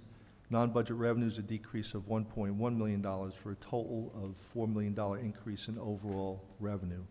That was offset by a $5 million increase in overall appropriations for county, school, and municipal, resulting in an excess of revenue decrease of $800,000 after the statutory reductions or increases for deferred charges. That was $1.5 million, net change of $300,000 over last year. Water operating balance sheet on sheet 7 shows roughly a $3 million increase in assets and liabilities. Primarily, the assets increase of $3 million in cash, offset by a $1 million increase in appropriation reserves and $900,000 increase in accrued interest for bonds and notes, and offset by a increase in reserve of $1 million. Overall fund balance was flat from the previous year. Sheet 9 shows the revenues for water being approximately $1.8 million over last year, offset by $900,000 decrease in appropriate credits from appropriation reserves. Total expenditures were up $2.4 million, and overall revenue was a decrease of $1.5 million. Again, fund balance being flat. Parking assets, page 11, parking balance sheet, overall capital. I added that this year to show the capital for all three funds. So the assets over from 23 compared to 22 was up approximately $121 million. That's offset or comprised of increases in notes payable and bonds payable. The significant increase of that is in the water for the PFAS projects that have been approved through 2023. Sheet 13, parking utility operating. Assets are up approximately $800,000. Cash being up $800,000. Deferred charges down $150,000. Appropriation reserves up $160,000, and interfund balances up $400,000. Sheet 14 shows the operations of the parking utility fund. Overall revenues are up approximately $300,000 over 2022.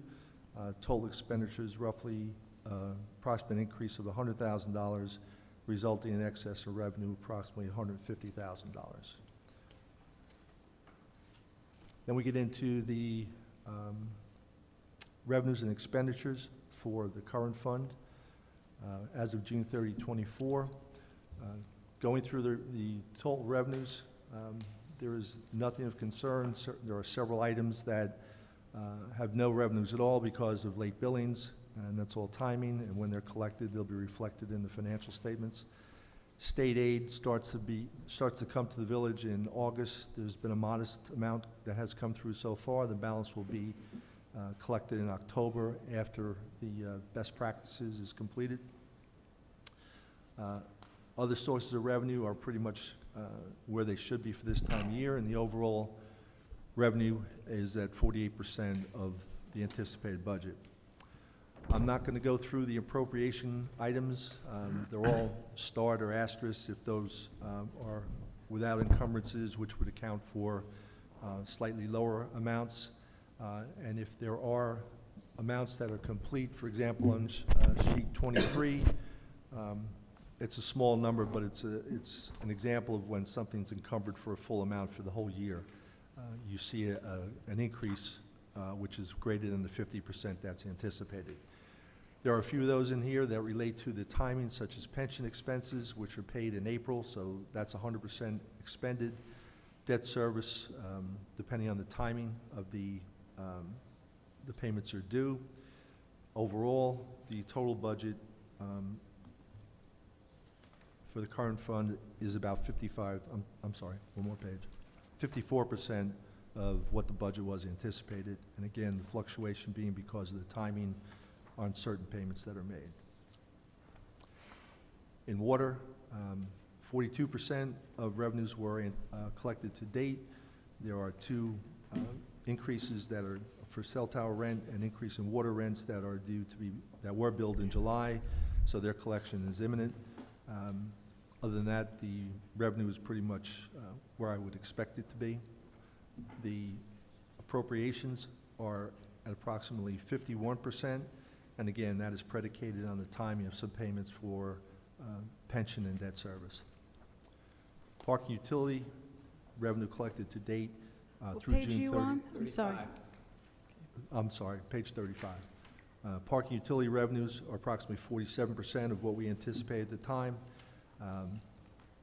and appropriations are roughly 46%, so they're pretty much of a wash. Any questions? Thanks for staying so late. Bob, you get A+ on the math, but I hear rumblings about the font.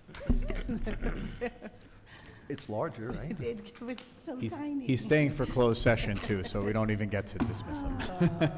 Mayor, that concludes our Sorry. portion of the agenda. Thank you so much. Thank you. And we will go back to public comment.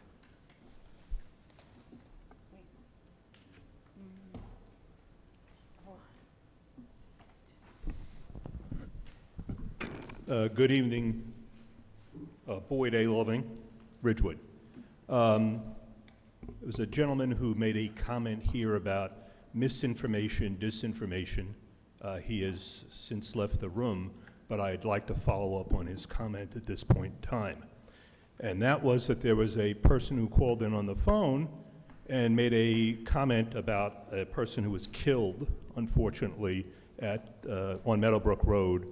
And there was some information that was provided by a member of the dais, someone on the dais, and that information was incorrect. So I'd like to correct that. The person's name was Carrie Lynn Monahan, and she died on July 24th, 2000. She was a 2000 graduate of Ridgewood High School, and she was the sister of Tim Monahan, who was a friend of my daughter's, and who was also an assistant principal, I think at GW and the high school, and he has since moved on to take a job in Connecticut. So that is the individual who unfortunately met with a tragic demise at that location, and I believe the memorial is in her name at that location. No, we know Tim very well, and we were very sad when that happened. So just wanted to correct the information that was given out on the dais. With respect to the commentary about the communications issue concerning the boil water advisory, let me say this.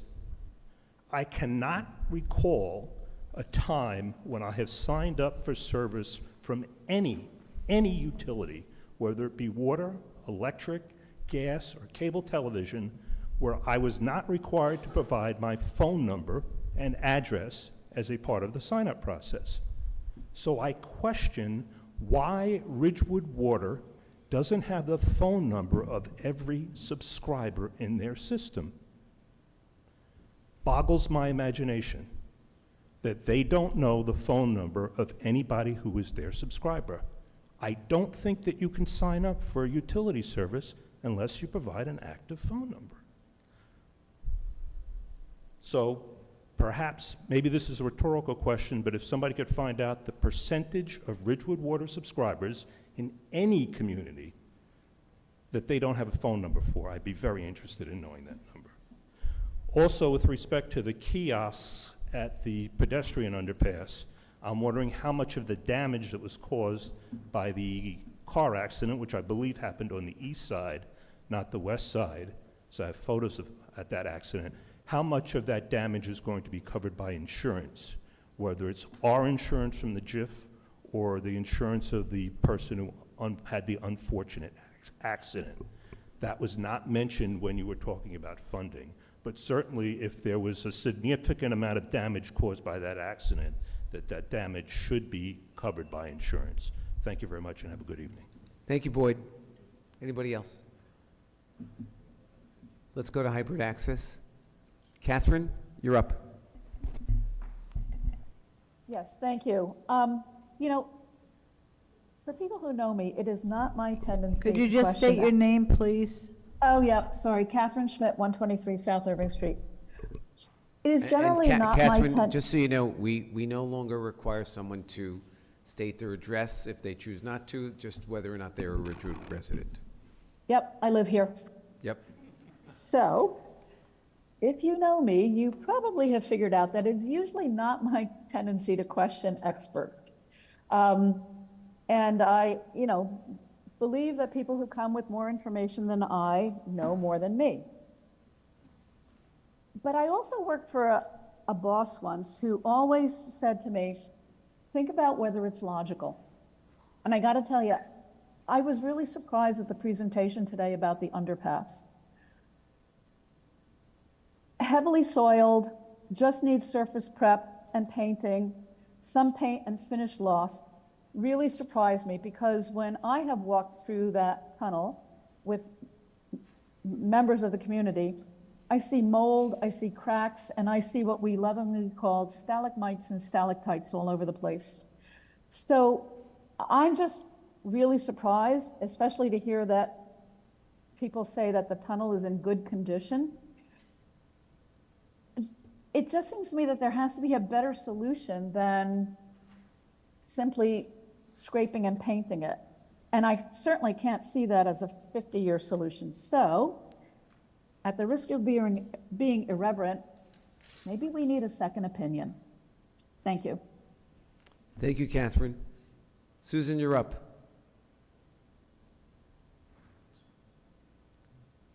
Susan Rowan. I live in Ridgewood, whatever that means. Anyway, I'm calling in regard to, I watched the presentations tonight. They were very long, so I feel bad for you guys. But on a separate note, the Army Corps of Engineers, what is happening with that, as well as the ad hoc committee? When will interviews begin for that? And that's pretty much it. I don't want to keep you longer than that. Thank you. Thank you, Susan. Anyone else? Seeing no one, I'm going to close public comment, and would anyone like to respond? Mayor, very quickly, I'll be brief. To Mr. Loving's comments about the phone numbers at Ridgewood Water, I can tell you, we can get those numbers. We can talk to Justin about that. The one thing I will say that's been a bit of a phenomenon here is the fact that a lot of the numbers that are in the Ridgewood Water system were legacy numbers. This also exists with the reverse 911 system in general, meaning they were landlines. And how many of us in our own lives have eliminated our landlines or don't use our landlines, and that creates a barrier in being able to get this information through the reverse 911 system to folks. So for those people who may have landlines on file over there, but now they don't have them in their homes, that poses a challenge. There is an insurance claim that Heather's office processed and worked through. I don't know what the result of that was, but we can look that up tomorrow.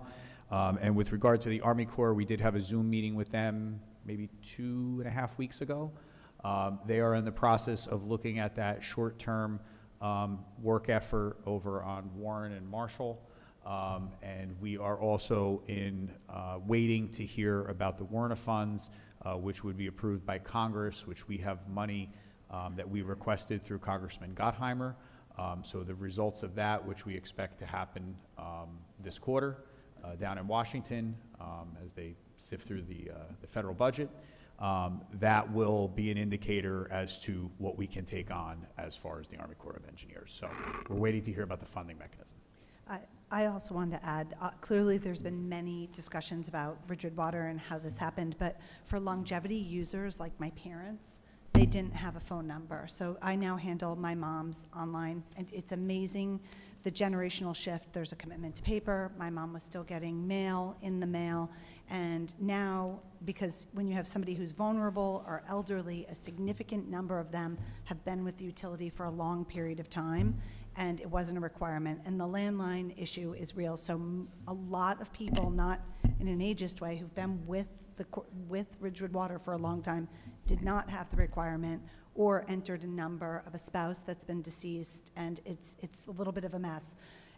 What's interesting to me, and I want the public to hear this, if we don't insist that the public self-populate, it goes unpopulated. A lot of people do the bare minimum to get on, and when you have longevity users, which Ridgewood has a ton of, it's entirely possible that they have a spouse's number that's deceased, that they never had as a requirement, the landline's gone missing. So, I mean, my own personal mother didn't have one in there, so I'm sure it was required.